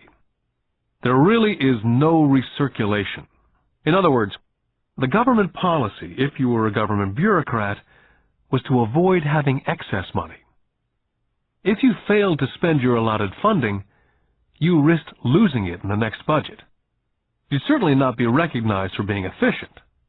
Business people, on the other hand, are rewarded for having excess money and are recognized for their efficiency. As this cycle of growing government spending continued, the demand for money increased, and the tax the rich idea was now being adjusted to include lower income levels, down to the very people who voted it in, the poor and the middle class.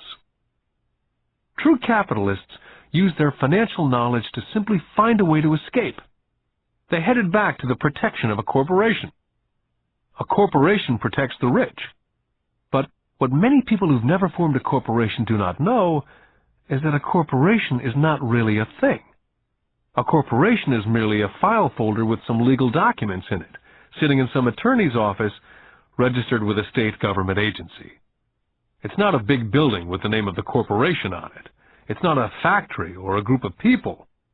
A corporation is merely a legal document that creates a legal body without a soul.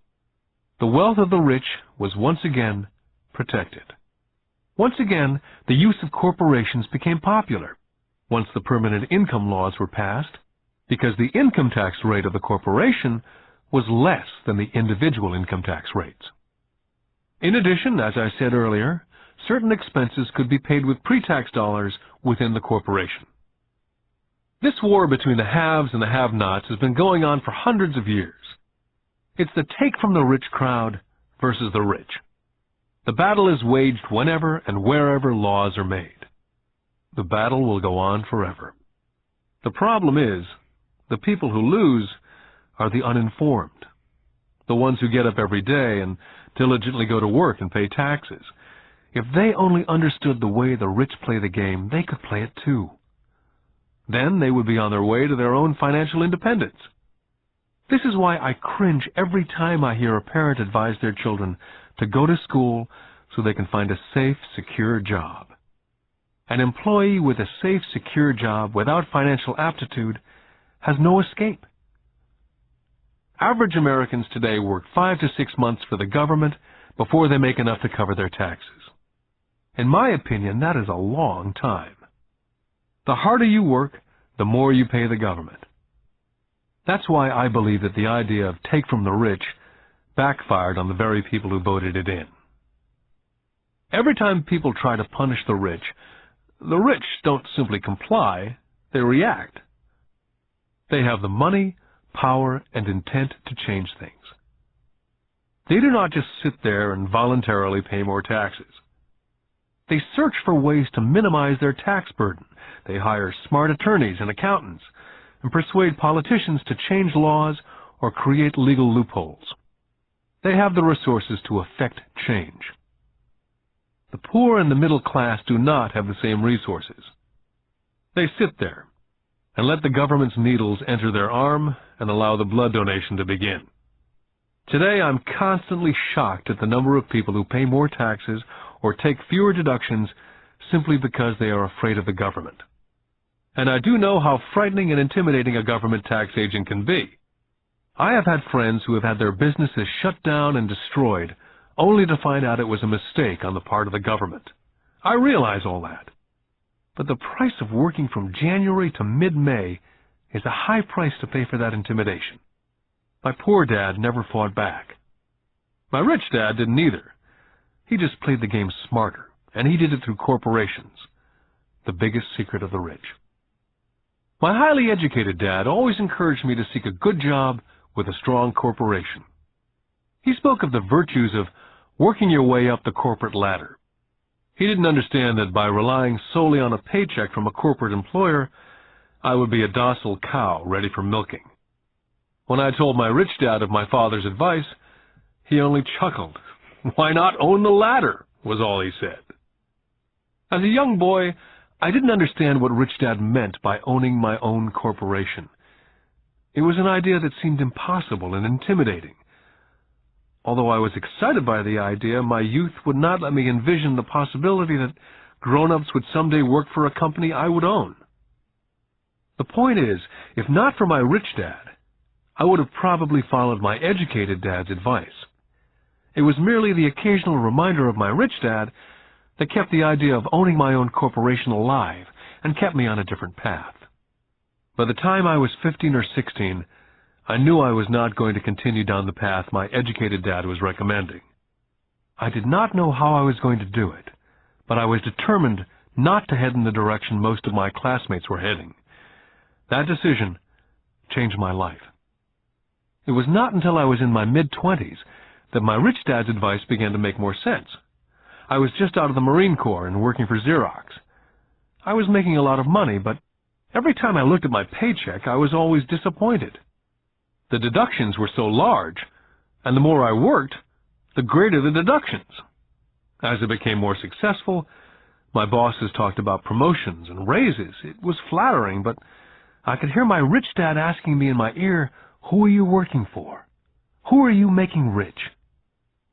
In 1974, while still an employee for Xerox, I formed my first corporation and began minding my own business. There were already a few assets in my asset column, but now I was determined to focus on making it bigger. Those paychecks with all the deductions made all the years of my rich dad's advice make total sense. I could see the future if I followed my educated dad's advice. Many employers feel that advising their workers to mind their own business is bad for business. I'm sure it can be for certain individuals, but for me, focusing on my own business, developing assets, made me a better employee. I now had a purpose. I came in early and worked diligently, amassing as much money as possible so I could begin investing in real estate. Hawaii was just set to boom, and there were fortunes to be made. The more I realized we were in the beginning stages of a boom, the more Xerox machines I sold. The more I sold, the more money I made, and of course, the more deductions there were from my paycheck. It was inspiring. I wanted out of the trap of being an employee so badly that I worked harder, not less. By 1978, I was consistently one of the top 5 salespeople in sales, often number 1. I badly wanted out of the rat race. In less than 3 years, I was making more in my own little corporation, which was a real estate holding company, than I was making at Xerox. And the money I was making in my asset column in my own corporation was money working for me, not me pounding on doors selling copiers. My rich dad's advice made much more sense. Soon the cash flow from my properties was so strong that my company bought me my first Porsche. My fellow Xerox salespeople thought I was spending my commissions. I wasn't. I was investing my commissions in assets. My money was working hard to make more money. Each dollar in my asset column was a great employee, working hard to make more employees and buy the boss a new Porsche with before-tax dollars. I began to work harder for Xerox. The plan was working, and my Porsche was the proof. By using the lessons I learned from my rich dad, I was able to get out of the proverbial rat race of being an employee at an early age. It was made possible because of the strong financial knowledge I'd acquired through these lessons. Without this financial knowledge, which I call my financial IQ, my road to financial independence would have been much more difficult. I now teach others through financial seminars in the hope that I may share my knowledge with them. Whenever I do my talks, I remind people that financial IQ is made up of knowledge from 4 broad areas of expertise. The first area is accounting, what I call financial literacy, a vital skill if you want to build an empire. The more money you're responsible for, the more accuracy is required, or the house comes tumbling down. This is the left brain side, or the details. Financial literacy is the ability to read and understand financial statements. This ability allows you to identify the strengths and weaknesses of any business. The second is investing, what I call the science of making money. This involves strategies and formulas. This is the right brain side, or the creative side. Next, you must obtain expertise in understanding markets, the science of supply and demand. There's a need to know the technical aspects of the market, which is emotion-driven. The Tickle Me Elmo doll during Christmas 1996 is a case of technical or emotion-driven market. The other market factor is the fundamental or the economic sense of an investment. Does an investment make sense, or does it not make sense based on the current market conditions? Finally, you must understand the law. For instance, utilizing a corporation wrapped around the technical skills of accounting, investing, and markets can aid explosive growth. An individual with the knowledge of the tax advantages and protection provided by a corporation can get rich so much faster than someone who's an employee or a small business sole proprietor. It's like the difference between someone walking and someone flying. The difference is profound when it comes to long-term wealth. A corporation can do so many things that an individual cannot, like pay for expenses before it pays taxes. That is a whole area of expertise that is so exciting, but not necessary to get into unless you have sizable assets or a business. Employees earn and get taxed, and they try to live on what's left. A corporation earns, spends everything it can, and is taxed on anything that's left. It's one of the biggest legal tax loopholes that the rich use. They're easy to set up and are not expensive if you own investments that are producing good cash flow. For example, by owning your own corporation, car payments, insurance, repairs are company expenses. Most restaurant meals are partial expenses, and on and on. All are paid for legally with pre-tax dollars. Lesson 5. The Rich Invent Money. I've been teaching professionally since 1984. It's been a great experience and rewarding. It's also a disturbing profession, for I've taught thousands of individuals, and I see one thing in common in all of us, myself included. We all have tremendous potential, and we are all blessed with gifts. Yet the one thing that holds all of us back is some degree of self-doubt. It's not so much the lack of technical information that holds us back, but more the lack of self-confidence. Some are more affected than others. Once we leave school, most of us know that it's not as much a matter of college degrees or good grades that count. In the real world, outside of academics, something more than just grades is required. I've heard it called guts, chutzpah, balls, audacity, bravado, cunning, daring, tenacity, and brilliance. This factor, whatever it's labeled, ultimately decides one's future much more than school grades. Inside each of us is one of these brave, brilliant, and daring characters.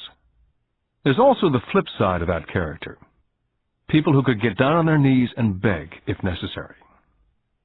After a year in Vietnam as a Marine Corps pilot, I intimately got to know both of those characters inside of me.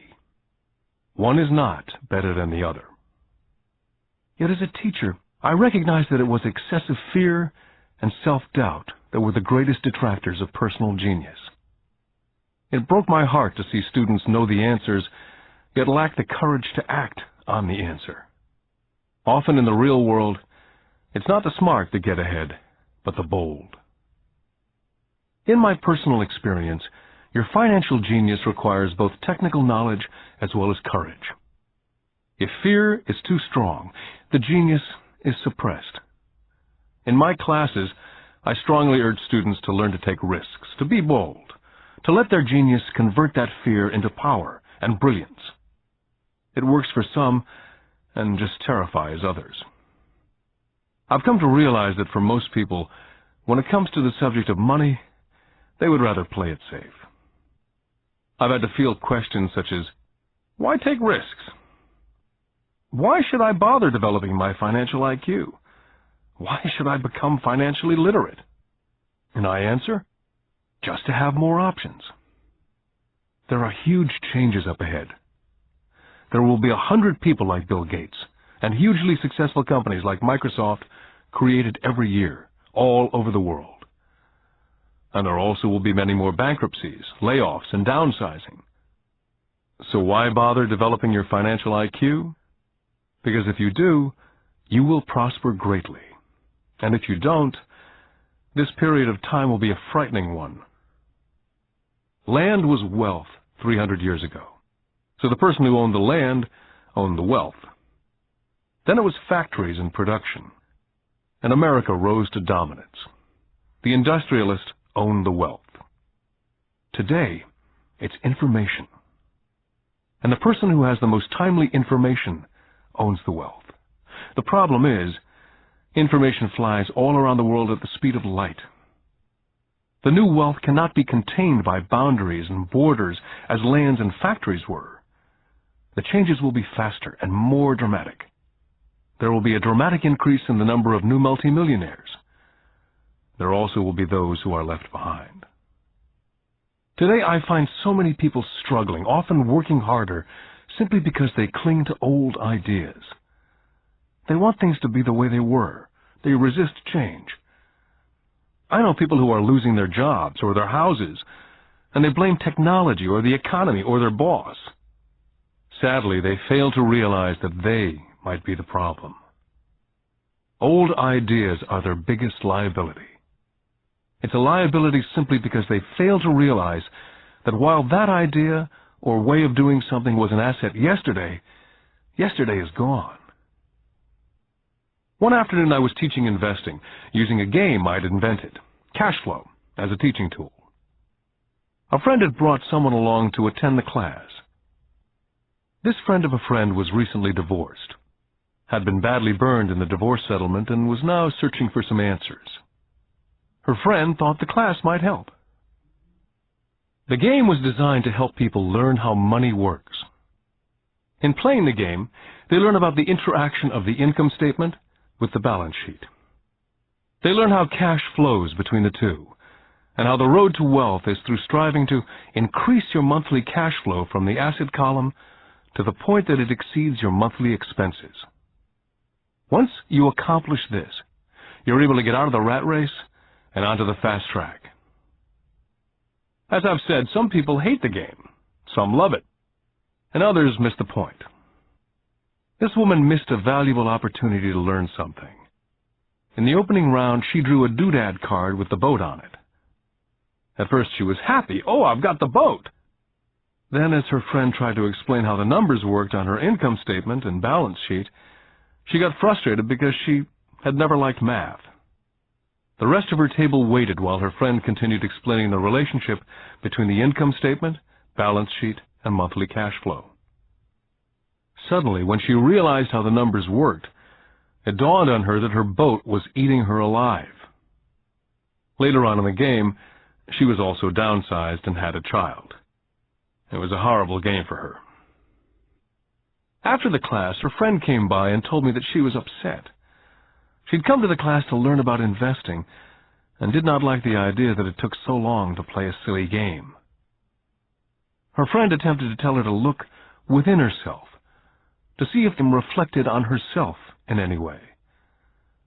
With that suggestion, the woman demanded her money back. She said that the very idea that a game could be a reflection of her was ridiculous. Her money was promptly refunded, and she left. Since 1984, I have made millions simply by doing what the school system does not. In school, most teachers lecture. I hated lectures as a student. I was soon bored, and my mind would drift. In 1984, I began teaching via games and simulations. I always encouraged adult students to look at games as reflecting back to what they know and what they needed to learn. Most importantly, a game reflects back on one's behavior. It's an instant feedback system. Instead of the teacher lecturing you, the game is feeding back a personalized lecture, custom-made just for you. The friend of the woman who left later called to give me an update. She said her friend was fine and had calmed down. In her cooling-off period, she could see some relationships between the game and her life. Just like a board game, the world is always providing us with instant feedback. We could learn a lot if we tuned in more. One day, not long ago, I complained to my wife that the cleaners must have shrunk my pants. My wife gently smiled and poked me in the stomach to inform me that the pants had not shrunk. Something else had expanded. Me. The game Cash Flow was designed to give every player personal feedback. The purpose is to give you options. If you draw the boat card and it puts you into debt, the question is, now what can you do? How many different financial options can you come up with? That's the purpose of the game. To teach players to think and create new and various financial options. I've watched this game played by more than 1,000 people.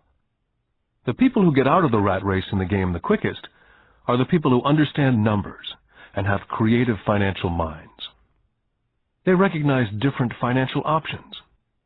People who take the longest are people who aren't familiar with numbers and often do not understand the power of investing. Rich people are often creative and take calculated risks. There have been people playing Cash Flow who gain lots of money in the game, but they don't know what to do with it. Most of them have not been financially successful in real life either. Everyone else seems to be getting ahead of them, even though they have money. And that's true in real life. There are a lot of people who have a lot of money and do not get ahead financially. Limiting your options is the same as hanging on to old ideas. I have a friend from high school who now works at 3 jobs. 20 years ago, he was the richest of all my classmates. When the local sugar plantation closed, the company he worked for went down with the plantation. In his mind, he had the one option, and that was the old option: work hard. The problem was, he couldn't find an equivalent job that recognized his seniority in the old company. As a result, he's overqualified for the jobs he currently has, so his salary is lower. He now works 3 jobs to earn enough to survive. I've watched people playing Cash Flow complaining that the right opportunity cards are not coming their way, so they sit there. I know people who do that in real life. They wait for the right opportunity. I've watched people get the right opportunity card and then not have enough money. Then they complain they would have gotten out of the rat race if they'd had more money. So they sit there. I know people in real life who do that also. They see all the great deals, but they have no money. And I have people pull a great opportunity card, read it out loud, and have no idea that it's a great opportunity. They have the money, the time is right, they have the card, but they can't see the opportunity staring at them.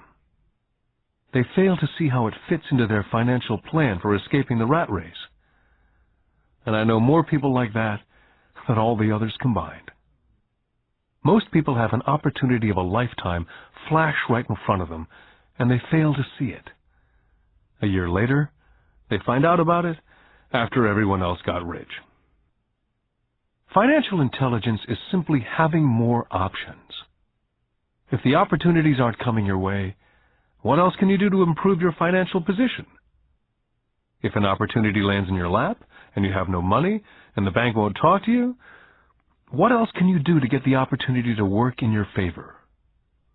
If your hunch is wrong and what you've been counting on doesn't happen, how can you turn a lemon into millions?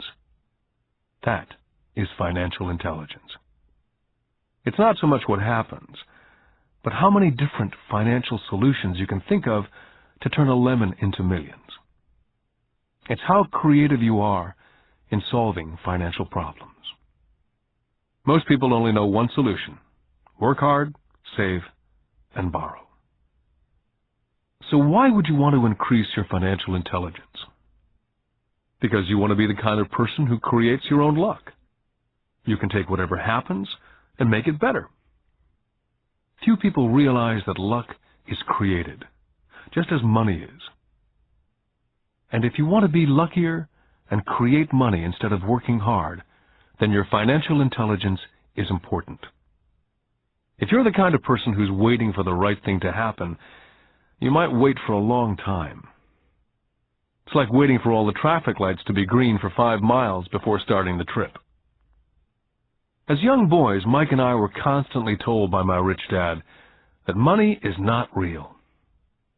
Rich Dad occasionally reminded us of how close we came to the secret of money on that first day we got together and began making money out of plaster of Paris. The poor and middle class work for money, he would say. The rich make money. The more real you think money is, the harder you will work for it. If you can grasp the idea that money is not real, you will grow richer faster. What is it? Was a question Mike and I often came back with. What is money if it's not real? What we agree it is, was all Rich Dad would say.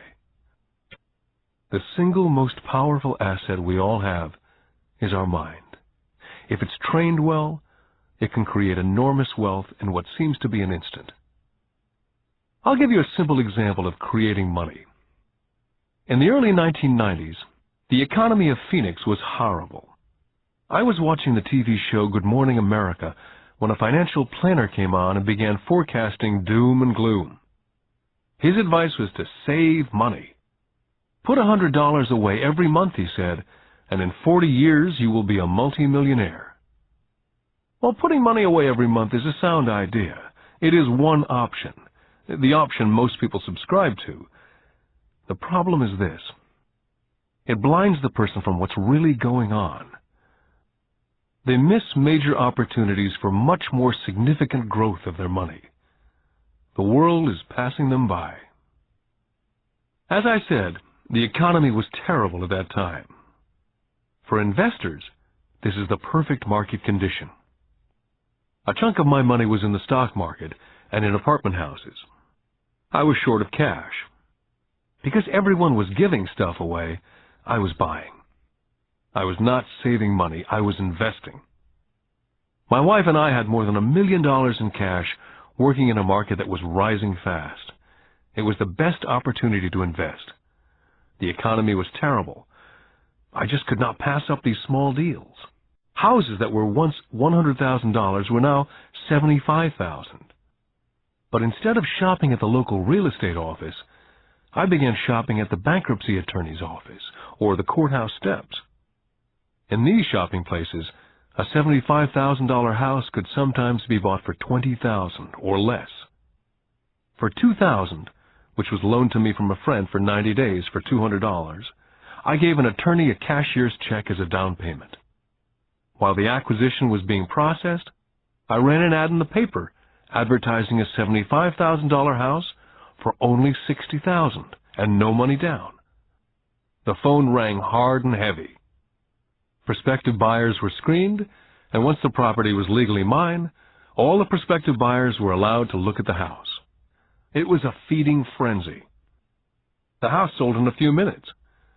I asked for a $2,500 processing fee, which they gladly handed over, and the escrow and title company took over from there. I returned the $2,000 to my friend with an additional $200. He was happy, the home buyer was happy, the attorney was happy, and I was happy. I'd sold a house for $60,000 that cost me $20,000. The $40,000 was created from money in my asset column in the form of a promissory note from the buyer. Total working time, 5 hours. During this depressed market, my wife and I were able to do 6 of these simple transactions in our spare time. While the bulk of our money was in larger properties in the stock market, we were able to create more than $190,000 in assets, notes at 10% interest, in those 6 buy, create, and sell transactions. That comes to approximately $19,000 a year income, much of it sheltered through our private corporation. Much of that $19,000 a year goes to pay for our company cars, gas, trips, insurance, dinners with clients, and other things. By the time the government gets a chance to tax that income, it's been spent on legally allowed pre-tax expenses. This was a simple example of how money is invented, created, and protected using financial intelligence. Ask yourself how long it would take to save $190,000. Would the bank pay you 10% interest on your money? And the note is good for 30 years. I hope they never pay me the $190,000. I have to pay a tax if they pay me the principal. And besides, $19,000 paid over 30 years is a little over $500,000 in income. The math is simple. You don't need algebra or calculus. I don't write much because the escrow company handles the legal transaction and the servicing of the payments. I have no roofs to fix or toilets to unplug because the owners do that. It's their house. Occasionally someone does not pay, and that's wonderful because there are late fees, or they move out and the property is sold again. The court system handles that. And it may not work in your area. The market conditions may be different, but the example illustrates how a simple financial process can create hundreds of thousands of dollars with little money and low risk. It's an example of money being only an agreement. Anyone with a high school education can do it. Yet most people won't. Most people listen to the standard advice of work hard and save money. For about 30 hours of work, approximately $190,000 was created in the asset column, and no taxes were paid. Now you may understand why I silently shake my head when I hear parents say, "My child is doing well in school and receiving a good education." It may be good, but is it adequate? I know the above investment strategy is a small one. It's used to illustrate how small can grow into big. My success reflects the importance of a strong financial foundation, which starts with strong financial education. Financial intelligence is made up of these 4 main technical skills. Number 1, financial literacy, the ability to read numbers. Number 2, investment strategies, the science of making money. Number 3, the market, supply and demand. Alexander Graham Bell gave the market what it wanted, and AT&T was born. So did Bill Gates. A $75,000 house offered for $60,000 that cost $20,000 was also the result of seizing an opportunity created by the market. Somebody was buying and someone was selling. Number 4, the law. The awareness of accounting, corporate, state, and national rules and regulations. I recommend playing within the rules. It's this basic foundation, or the combination of these skills, that's needed to be successful in the pursuit of wealth. Whether it be through the buying of small homes, large apartments, companies, stocks, bonds, mutual funds, precious metals, baseball cards, or the like. Personally, I use 2 main vehicles to achieve financial growth: real estate and small stocks. I use real estate as my foundation. Day in and day out, my properties provide cash flow and occasional spurts of growth in value. The small cap stocks are used for fast growth. I do not recommend anything that I do, The examples are just that, examples. If the opportunity is too complex, and I do not understand the investment, I don't do it. Simple math and common sense is all that's needed to do well financially.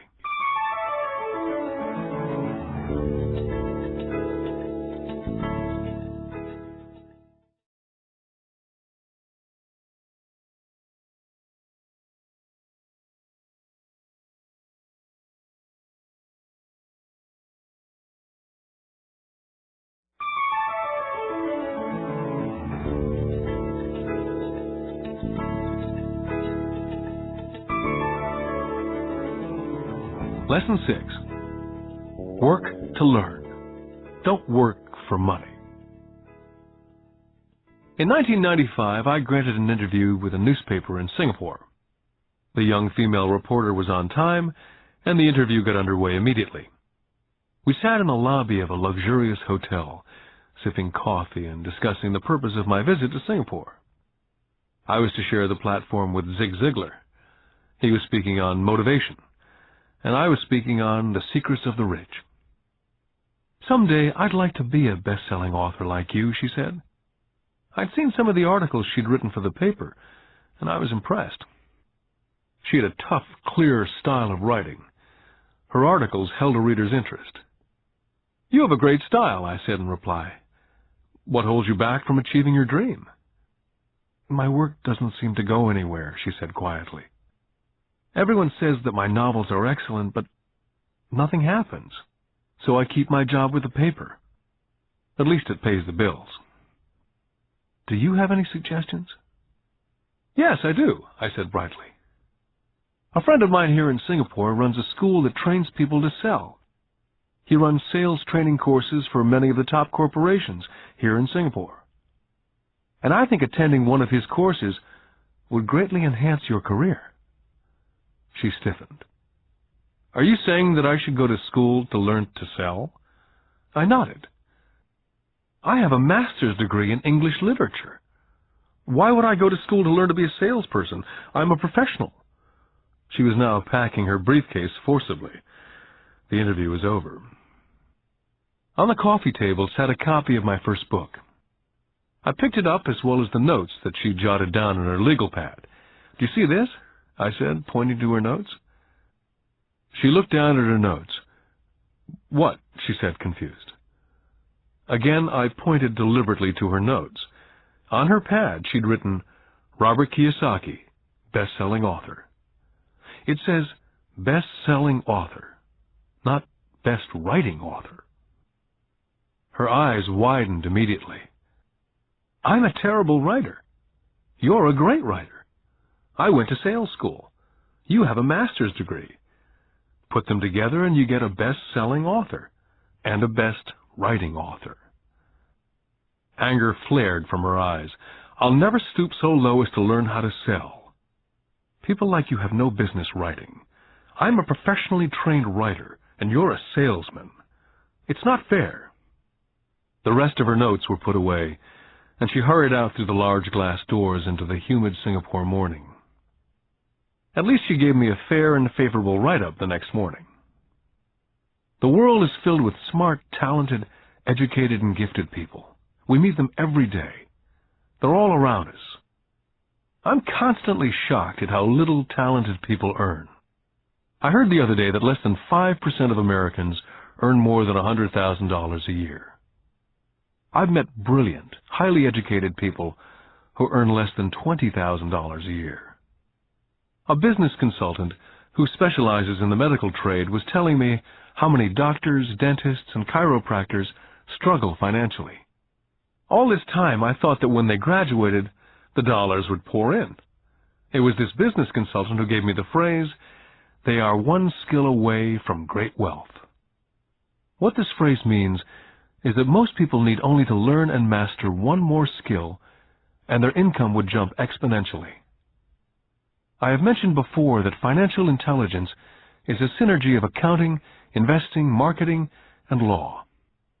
Combine these 4 technical skills, and making money with money is easier. When it comes to money, the only skill most people know is to work hard. The classic example of a synergy of skills was that young writer for the newspaper. If she diligently learned the skills of sales and marketing, her income would jump dramatically. If I were her, I would take some courses in advertising copywriting as well as sales. Then instead of working at the newspaper, I would seek a job at an advertising agency. Even if it were a cut in pay, she'd learn how to communicate in shortcuts that are used in successful advertising. She also would spend time learning public relations, an important skill. She would learn how to get millions in free publicity. Then at night and on weekends, she could be writing her great novel. When it was finished, she'd be better able to sell her book. Then in a short while, she could be a best-selling author. When I graduated from the U.S. Merchant Marine Academy in 1969, my educated dad was happy. Standard Oil of California had hired me for its oil tanker fleet. I was a third mate, and the pay was low compared with my classmates, but it was okay for a first real job after college. My starting pay was about $42,000 a year, including overtime, and I only had to work for 7 months. I had 5 months of vacation. If I'd wanted to, I could have taken the run to Vietnam with a subsidiary shipping company and easily doubled my pay instead of taking the 5 months vacation. I had a great career ahead of me, yet I resigned after 6 months with the company and joined the Marine Corps to learn how to fly. My educated dad was devastated.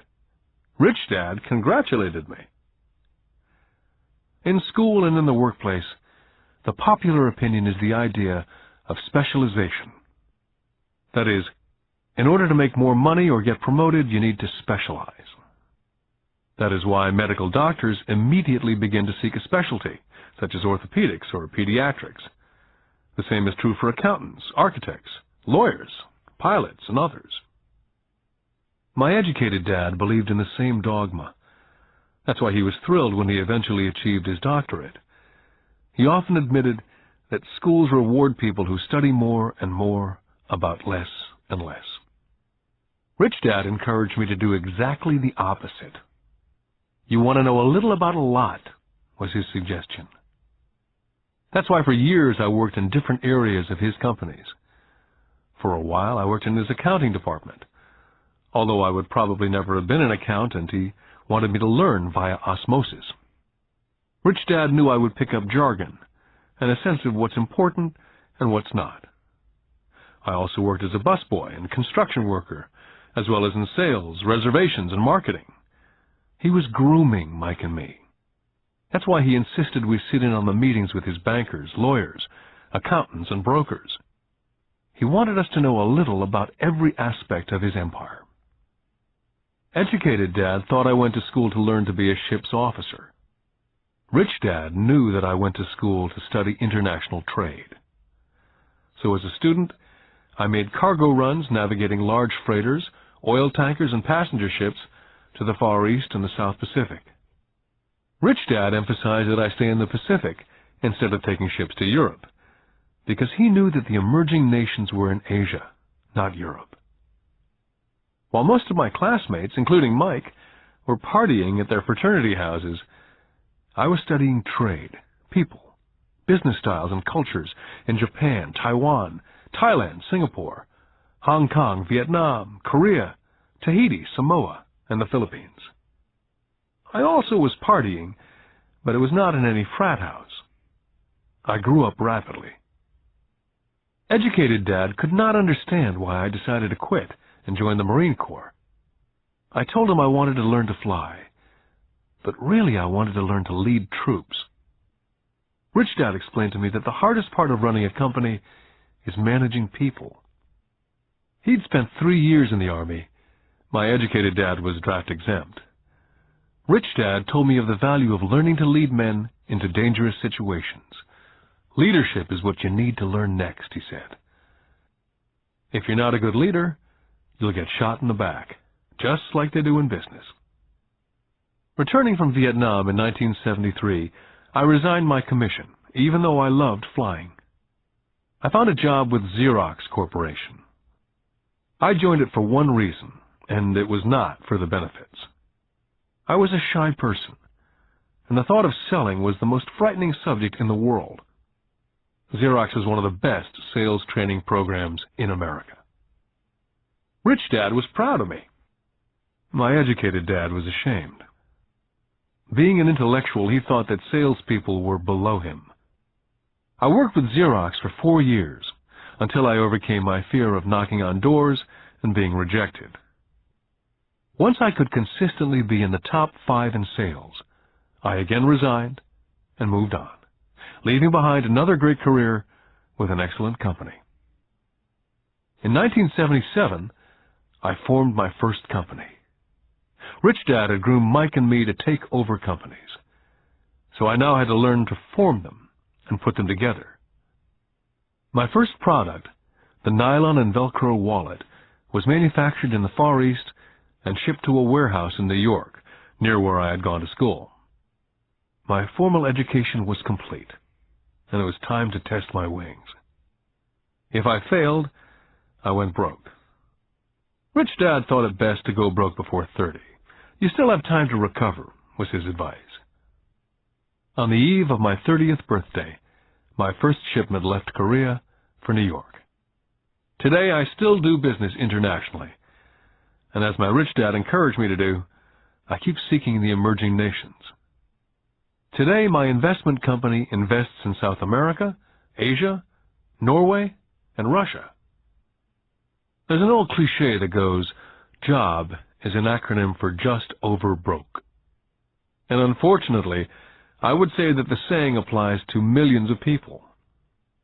Because school does not think financial intelligence is an intelligence, most workers live within their means. They work and they pay bills. There's another horrible management theory that goes, workers work hard enough to not be fired, and owners pay just enough so that workers won't quit.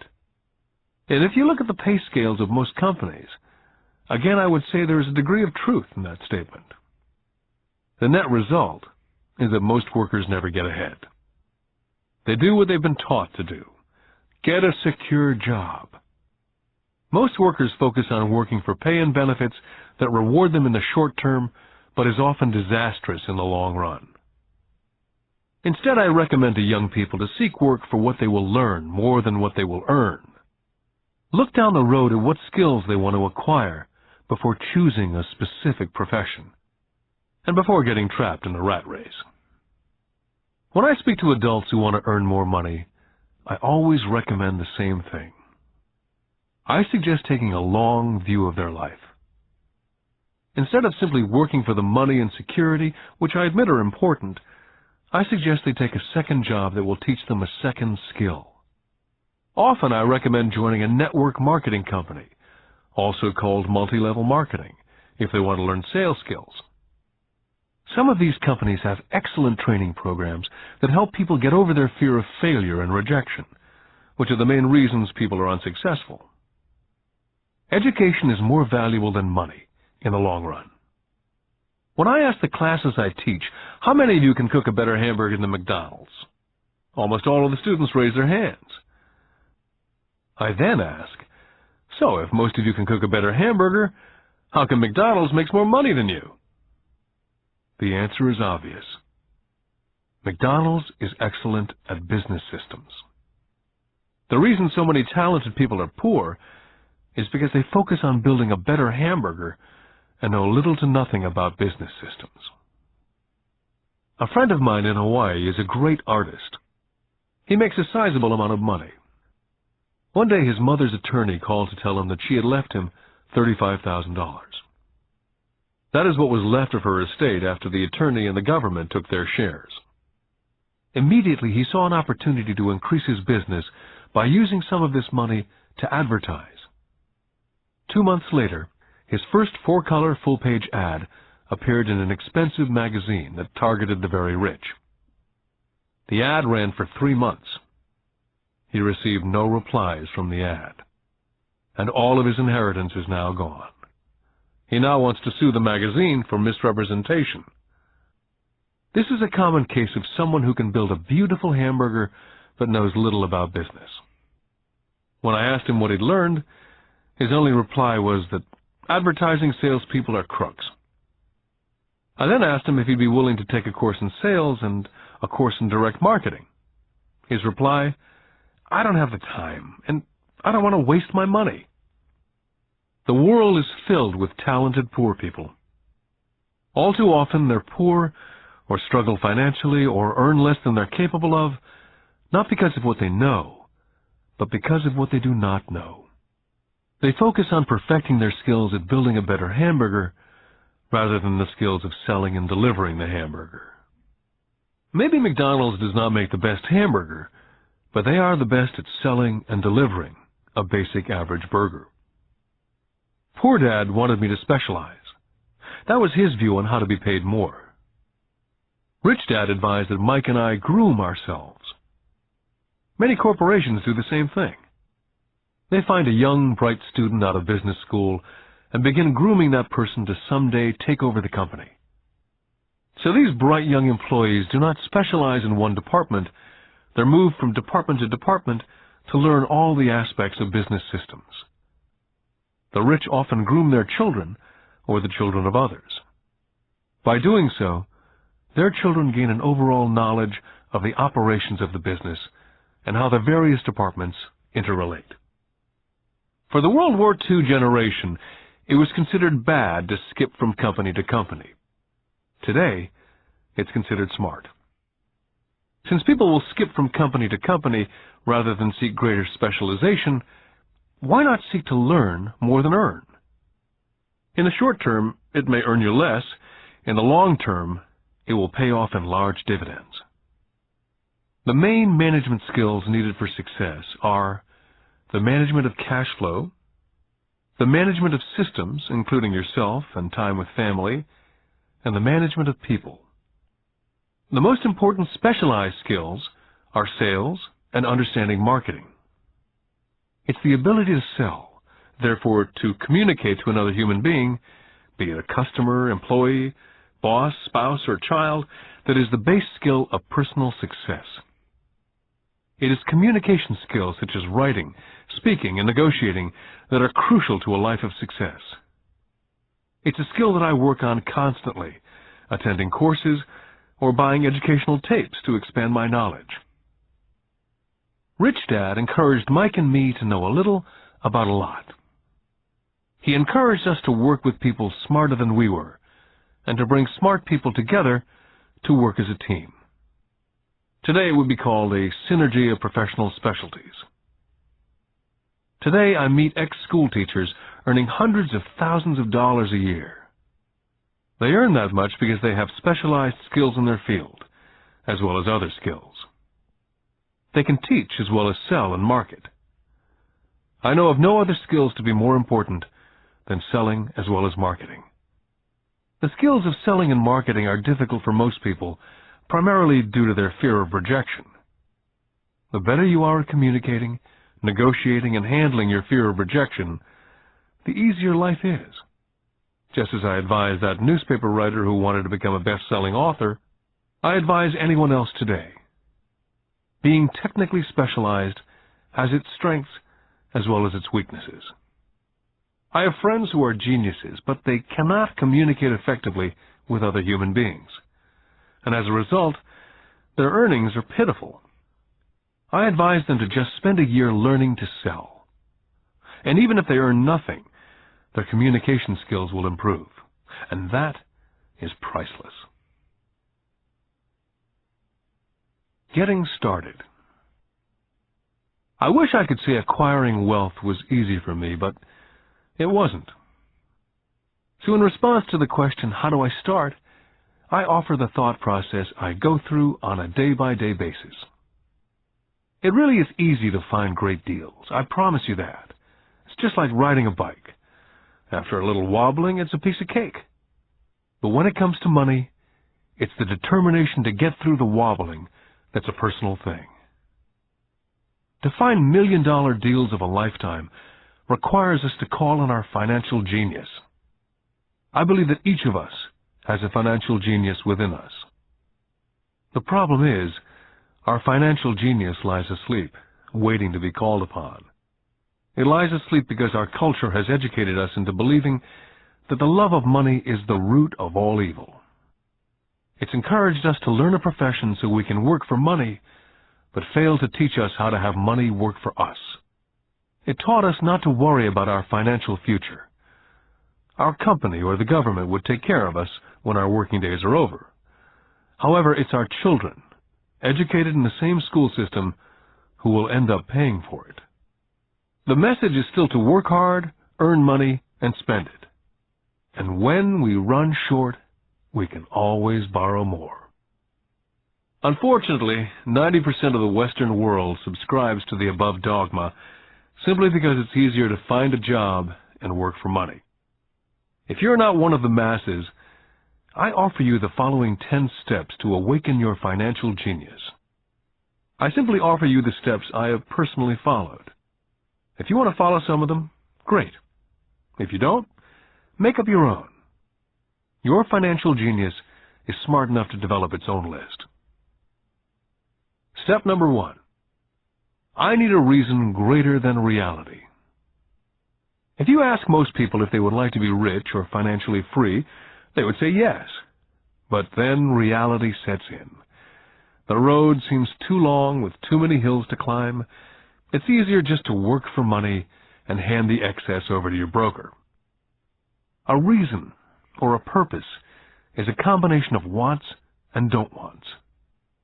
When people ask me what my reason for wanting to be rich is, it's a combination of deep emotional wants and don't wants. I will list a few. First, the don't wants, for they create the wants. I don't want to work all my life. I don't want what my parents aspired for, which was job security and a house in the suburbs. I don't like being an employee. Now the wants. I want to be free to travel the world and live in a lifestyle I love. I want to be young when I do this. I want to simply be free. I want control over my time and my life. I want money to work for me. Those are deep-seated emotional reasons. What are yours? As I said, I wish I could say it was easy. It wasn't. But it wasn't hard either. But without a strong reason or purpose, anything in life is hard. Step number 2. I choose daily. The power of choice. That is the main reason people want to live in a free country. We want the power to choose. Financially, with every dollar we get in our hands, we hold the power to choose our future to be rich, poor, or middle class. Our spending habits reflect who we are. Poor people simply have poor spending habits. Most people choose not to be rich. For 90% of the population, being rich is too much of a hassle. So they invent sayings that go, "I'm not interested in money," or "I'll never be rich," or "I don't have to worry, I'm still young," or "When I make some money, then I'll think about my future," or "My wife handles the finances." The problem with those statements is they rob the person who chooses to think such thoughts of two things. One is time, which is your most precious asset, and 2 is learning. Just because you have no money, it shouldn't be an excuse to not learn. But that is a choice we all make daily. The choice of what we do with our time, our money, and what we put in our heads. That is the power of choice. All of us have choice. I just choose to be rich, and I make that choice every day. Step number 3. Choose friends carefully. First of all, I do not choose my friends by their financial statements. I have friends who have actually taken the vow of poverty, as well as friends who earn millions every year. The point is, I learn from all of them, and I consciously make the effort to learn from them. But there's one distinction that I'd like to point out. I've noticed that my friends with money talk about money, and I do not mean brag. They're interested in the subject. so I learned from them and they learned from me. My friends whom I know are in dire straits financially do not like talking about money, business, or investing. They often think it rude. So I also learn from my friends who struggle financially. I find out what not to do. Step number 4. Master a formula and then learn a new one. In order to make bread, every baker follows a recipe, even if it's only held in their head. The same is true for making money. That's why money is often called dough. When it comes to money, the masses generally have one basic formula they learned in school, and that is work for money. The formula I see that is predominant in the world is that every day millions of people get up and go to work, earn money, pay bills, balance checkbooks, buy some mutual funds, and go back to work. That is the basic formula or recipe. If you're tired of what you're doing or you're not making enough, it's simply a case of changing the formula via which you make money. Years ago, when I was 26, I took a weekend class called How to Buy Real Estate Foreclosures. I learned a formula. The next trick was to have the discipline to actually put into action what I had learned. That is where most people stop. For 3 years while working for Xerox, I spent my spare time learning to master the art of buying foreclosures. I've made several $1 million using that formula, but today it's too slow, and too many other people are doing it. So after I mastered that formula, I went in search of other formulas. For many of the classes, I did not use the information I learned directly, but I always learned something new. Step number 5. Pay yourself first. The power of self-discipline. If you cannot get control of yourself, do not try to get rich. You might first want to join the Marine Corps or some religious order, so you can get control of yourself. It makes no sense to invest, make money, and blow it. It's the lack of self-discipline that causes most lottery winners to go broke soon after winning millions. It's the lack of self-discipline that causes people who get a raise to immediately go out and buy a new car or take a cruise. It's difficult to say which of the 10 steps is the most important, but of all the steps, this step is probably the most difficult to master if it's not already a part of your makeup. I would venture to say that it's the lack of personal self-discipline that is the #1 delineating factor between the rich, poor, and middle class. I do not take the saying, pay yourself first, lightly. The Richest Man in Babylon by George Clason is where the statement, pay yourself first, comes from. Millions of copies have been sold. But while millions of people freely repeat that powerful statement, few follow the advice. For those who do follow it, their financial statement, income statement, and balance sheet shows income flowing into assets and assets supplying income. Each month, these people allocate money to their asset column before they pay their monthly expenses. Although millions of people have read Clason's book and understand the words pay yourself first, in reality they pay themselves last. Now I can hear the howls from those of you who sincerely believe in paying your bills first. And I can hear all the responsible people who pay their bills on time. I'm not saying be irresponsible and not pay your bills. All I'm saying is do what the program says, which is pay yourself first. The reason I don't have high credit card debt and doodad debt is because I want to pay myself first. Although I pay my bills last, I am financially astute enough to not get into a tough financial situation. To ensure paying yourself first, don't get into large debt positions that you have to pay for. Keep your expenses low. Build up assets first. Then, buy the big house or a nice car. Being stuck in the rat race is not intelligent. And when you come up short, let the pressure build and don't dip into your savings or investments. Use the pressure to inspire your financial genius to come up with new ways of making more money and then pay your bills. you will have increased your ability to make more money as well as your financial intelligence. Step number 6. Pay your brokers well. I often see people posting a sign in front of their house that says, "For sale by owner." Or I see on TV today many people claiming to be discount brokers. My rich dad taught me to take the opposite tack. He believed in paying professionals well, and I have adopted that policy also. Today I have expensive attorneys, accountants, real estate brokers, and stockbrokers. Why? Because if, and I do mean if, the people are professionals, their services should make you money. And the more money they make, the more money I make. We live in an information age. Information is priceless. A good broker should provide you with information as well as take the time to educate you as to its meaning. Step number 7. Be an Indian giver. This is the power of getting something for nothing. When the first white settlers came to America, they were taken aback by a cultural practice some American Indians had.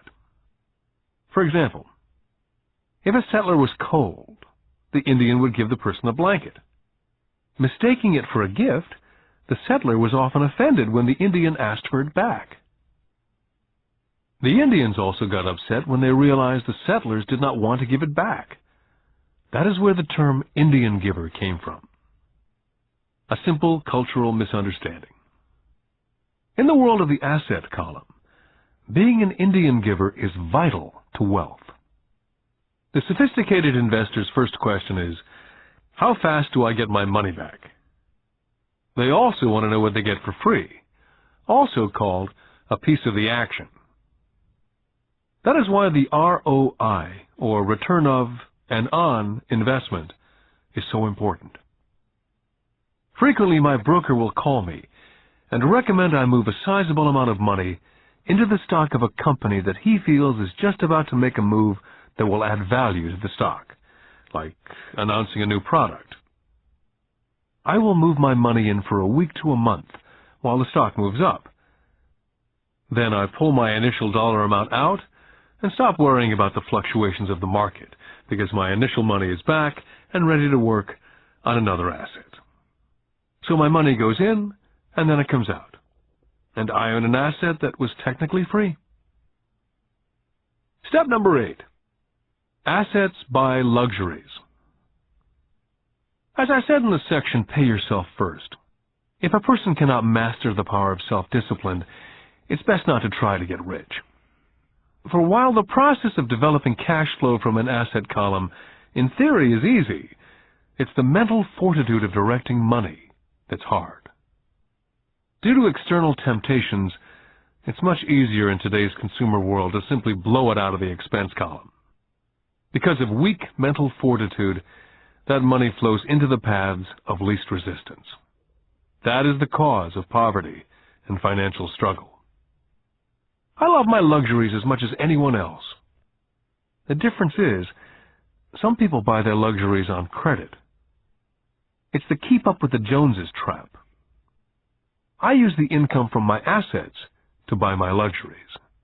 When I wanted to buy a Porsche, the easy road would have been to call my banker and get a loan.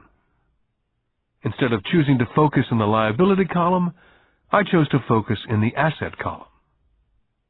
As a habit, I use my desire to consume to inspire and motivate my financial genius to invest. Too often today, we focus on borrowing money to get the things we want, instead of focusing on creating money. One is easier in the short term, but harder in the long term. It's a bad habit that we as individuals and as a nation have gotten into. Remember, the easy road often becomes hard, and the hard road often becomes easy. The earlier you can train yourself and those you love to be masters of money, the better. Money is a powerful force. Unfortunately, people use the power of money against them. If your financial intelligence is low, money will run all over you. It will be smarter than you. If money is smarter than you, you will work for it all your life. Step number 9. The need for heroes. When I was a kid, I greatly admired Willie Mays, Hank Aaron, Yogi Berra. They were my heroes. As a kid playing Little League, I wanted to be just like them. I treasured their baseball cards. I wanted to know everything about them. I knew the stats, the RBI, the ERAs, their batting averages, how much they got paid, and how they came up from the minors. I wanted to know everything because I wanted to be just like them. Every time, as a 9 or 10-year-old kid, when I stepped up to bat or played first base or catcher, it wasn't me. I was Yogi or Hank. It's one of the most powerful ways we learn that we often lose as adults. We lose our heroes. We lose our naivete. I have new heroes as I grow older. I have golf heroes such as Peter Jacobsen, Fred Couples, and Tiger Woods. I copy their swings and do my best to read everything I can about them. I also have heroes such as Donald Trump, Warren Buffett, Peter Lynch, George Soros, and Jim Rogers. In my older years, I know their stats, just like I knew the ERAs and RBI of my baseball heroes. I follow what Warren Buffett invests in and read anything I can about his point of view on the market. I read Peter Lynch's book to understand how he chooses stocks. And I read about Donald Trump, trying to find out how he negotiates and puts deals together. Just as I was not me when I was up to bat, when I'm in the market or I'm negotiating a deal, I am subconsciously acting with the bravado of Trump. Or when analyzing a trend, I look at it as though Peter Lynch were doing it. By having heroes, we tap into a tremendous source of raw genius. But heroes do more than simply inspire us. Heroes make things look easy. It's the making it look easy that convinces us to want to be just like them. If they can do it, so can I. Step number 10. Teach and you shall receive. Both of my dads were teachers.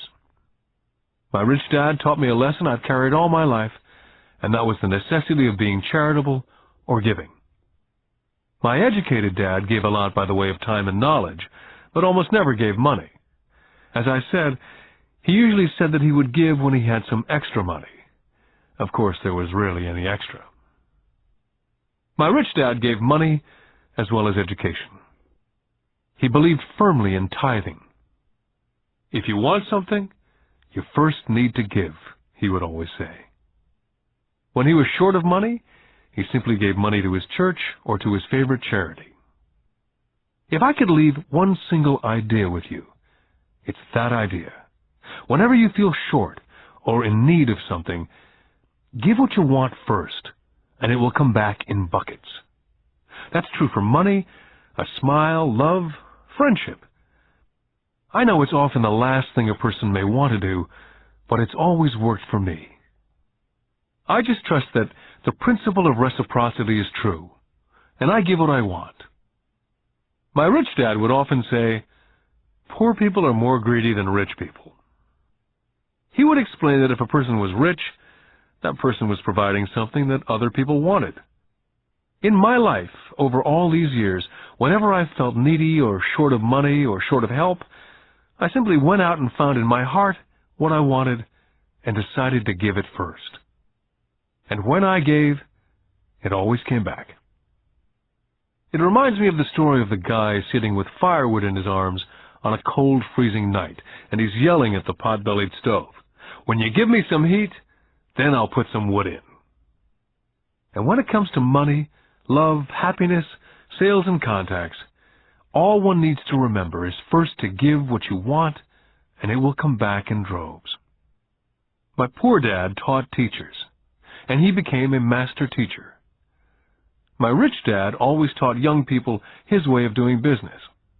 In retrospect, it was their generosity with what they knew that made them smarter. There are powers in this world that are much smarter than we are. You can get there on your own, but it's easier with the help of the powers that be.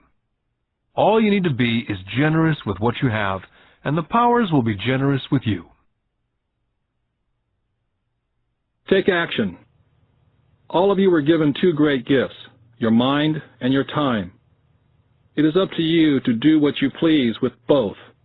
With each dollar bill that enters your hand, you and only you have the power to determine your destiny. Spend it foolishly, you choose to be poor. Spend it on liabilities, you join the middle class. Invest it in your mind and learn how to acquire assets, and you will be choosing wealth as your goal and your future. The choice is yours and only yours. With every day, with every dollar, you decide to be rich, poor, or middle class.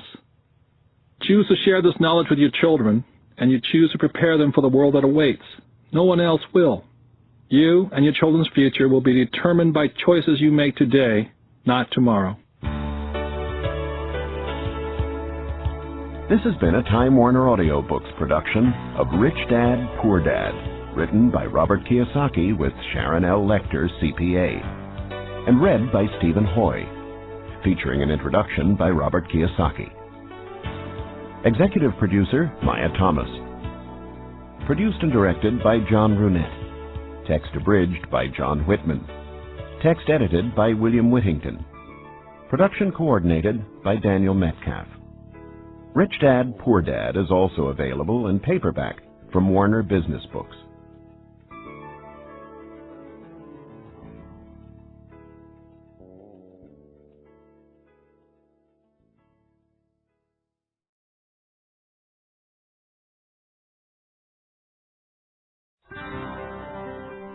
Here's a sample from audio bestseller Rich Dad's Cash Flow Quadrant, a guide to financial freedom, written by Robert T. Kiyosaki with Sharon L. Lecter, CPA. When people ask why Kim and I were homeless back in 1985, I tell them it was because of what my rich dad taught me about money. For me, money is important, yet I did not want to spend my life working for it. That is why I did not want a job. If we were going to be responsible citizens, Kim and I wanted to have our money work for us rather than spend our lives physically working for money. That is why the cash flow quadrant is so important. It distinguishes between the different ways in which money is generated. There are ways of being responsible and creating money other than physically working for it. But in order to embrace wealth, it is essential to understand your relation to it. My highly educated dad had a strong belief that the love of money was evil, that to profit excessively meant you were greedy. He often said, "I'll never be rich," or "investing is risky," or "money isn't everything." My rich dad had a different point of view. He thought it foolish to spend your life working for money and pretend that money was not important. Rich Dad believed that life was more important than money, but money was important for supporting life. He often said, "You only have so many hours a day, and you can only work so hard. So why work hard for money? Learn to have money, and people work hard for you, and you can be free to do the things that are important." To my rich dad, what was important was to have lots of time to raise his kids, to have money to donate to charities and projects he supported, to bring jobs and financial stability to the community, to have time and money to take care of his health, and to be able to travel the world with his family. "Those things take money," said Rich Dad. "That is why money is important to me. Money is important, but I don't want to spend my life working for it." It was my rich dad who often referred to the cash flow quadrant when I was a young boy. He would explain to me the difference between someone who was successful on the left side versus the right side. Having two dynamic and successful father figures around me gave meaning to what each was saying. But it was what they were doing that allowed me to begin to notice the differences between the ES side of the quadrant and the BI side. One painful lesson I experienced as a young boy was simply how much time one dad had available to spend with me versus the other. As the success and prominence of both dads grew, it was obvious that one dad had less and less time to spend with his wife and 4 children. My real dad was always on the road, at meetings, or dashing off to the airport for more meetings. The more successful he got, the fewer dinners we had together as a family. Weekends he spent at home in his crowded little office buried under paperwork. My rich dad, on the other hand, had more and more free time as his success grew. One of the reasons I learned so much about money, finance, business, and life was simply because my rich dad had more and more free time for his children and me. Rich Dad's Cash Flow Quadrant is also available in paperback from Warner Business Books. Here's a sample from audio bestseller Rich Dad's Guide to Investing: What the Rich Invest in that the Poor and Middle Class Do Not. Written by Robert T. Kiyosaki with Sharon L. Lecter, CPA. Investor lesson number 1: the choice.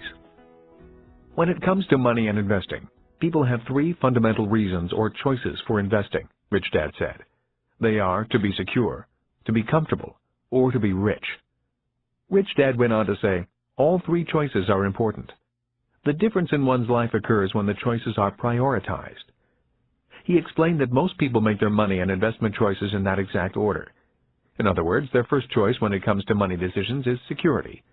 Second is comfort, and third is to be rich. That is why most people make job security their highest priority. After they have a secure job or profession, then they focus on comfort. The last choice for most people is to be rich. Rich Dad said, most people dream of becoming rich, but it is not their first choice. He went on to say, only 3 out of 100 people in America are rich because of this priority of choices. For most people, if becoming rich disturbs their comfort or makes them feel insecure, they will forsake becoming rich. That is why so many people want that one hot investment tip. People who make security and comfort their first and second choices look for ways to get rich quick that are easy, risk-free, and comfortable. A few people do get rich on one lucky investment, but all too often they lose it all again. I often hear people say, I'd rather be happy than rich. That comment has always sounded very strange to me, since I have been both rich and poor, and in both financial positions I have been both happy and unhappy. I wonder why people think they have to choose between happiness and being rich. When I reflect upon this lesson, it occurs to me that what people are really saying is that I'd rather feel secure and comfortable than be rich. That is because if they felt insecure or uncomfortable, they were not happy. For me, I was willing to feel insecure and uncomfortable in order to be rich. I have been rich and poor as well as happy and unhappy. But I assure you that when I was poor and unhappy, I was much unhappier than when I was rich and unhappy. I have also never understood the statement, money does not make you happy. While there is some truth in it, I have always noticed that when I have money, I feel pretty good. The other day I found a $10 bill in my jeans pocket. Even though it was only $10, it felt great finding it. Receiving money has always felt better than receiving a bill for money I owe. At least that is my experience with money. I feel happy when it comes in and sad when it leaves me. That day, I put my priorities in this order. First, to be rich, then to be comfortable, and finally, to be secure. Rich Dad's Guide to Investing is also available in paperback from Warner Business Books.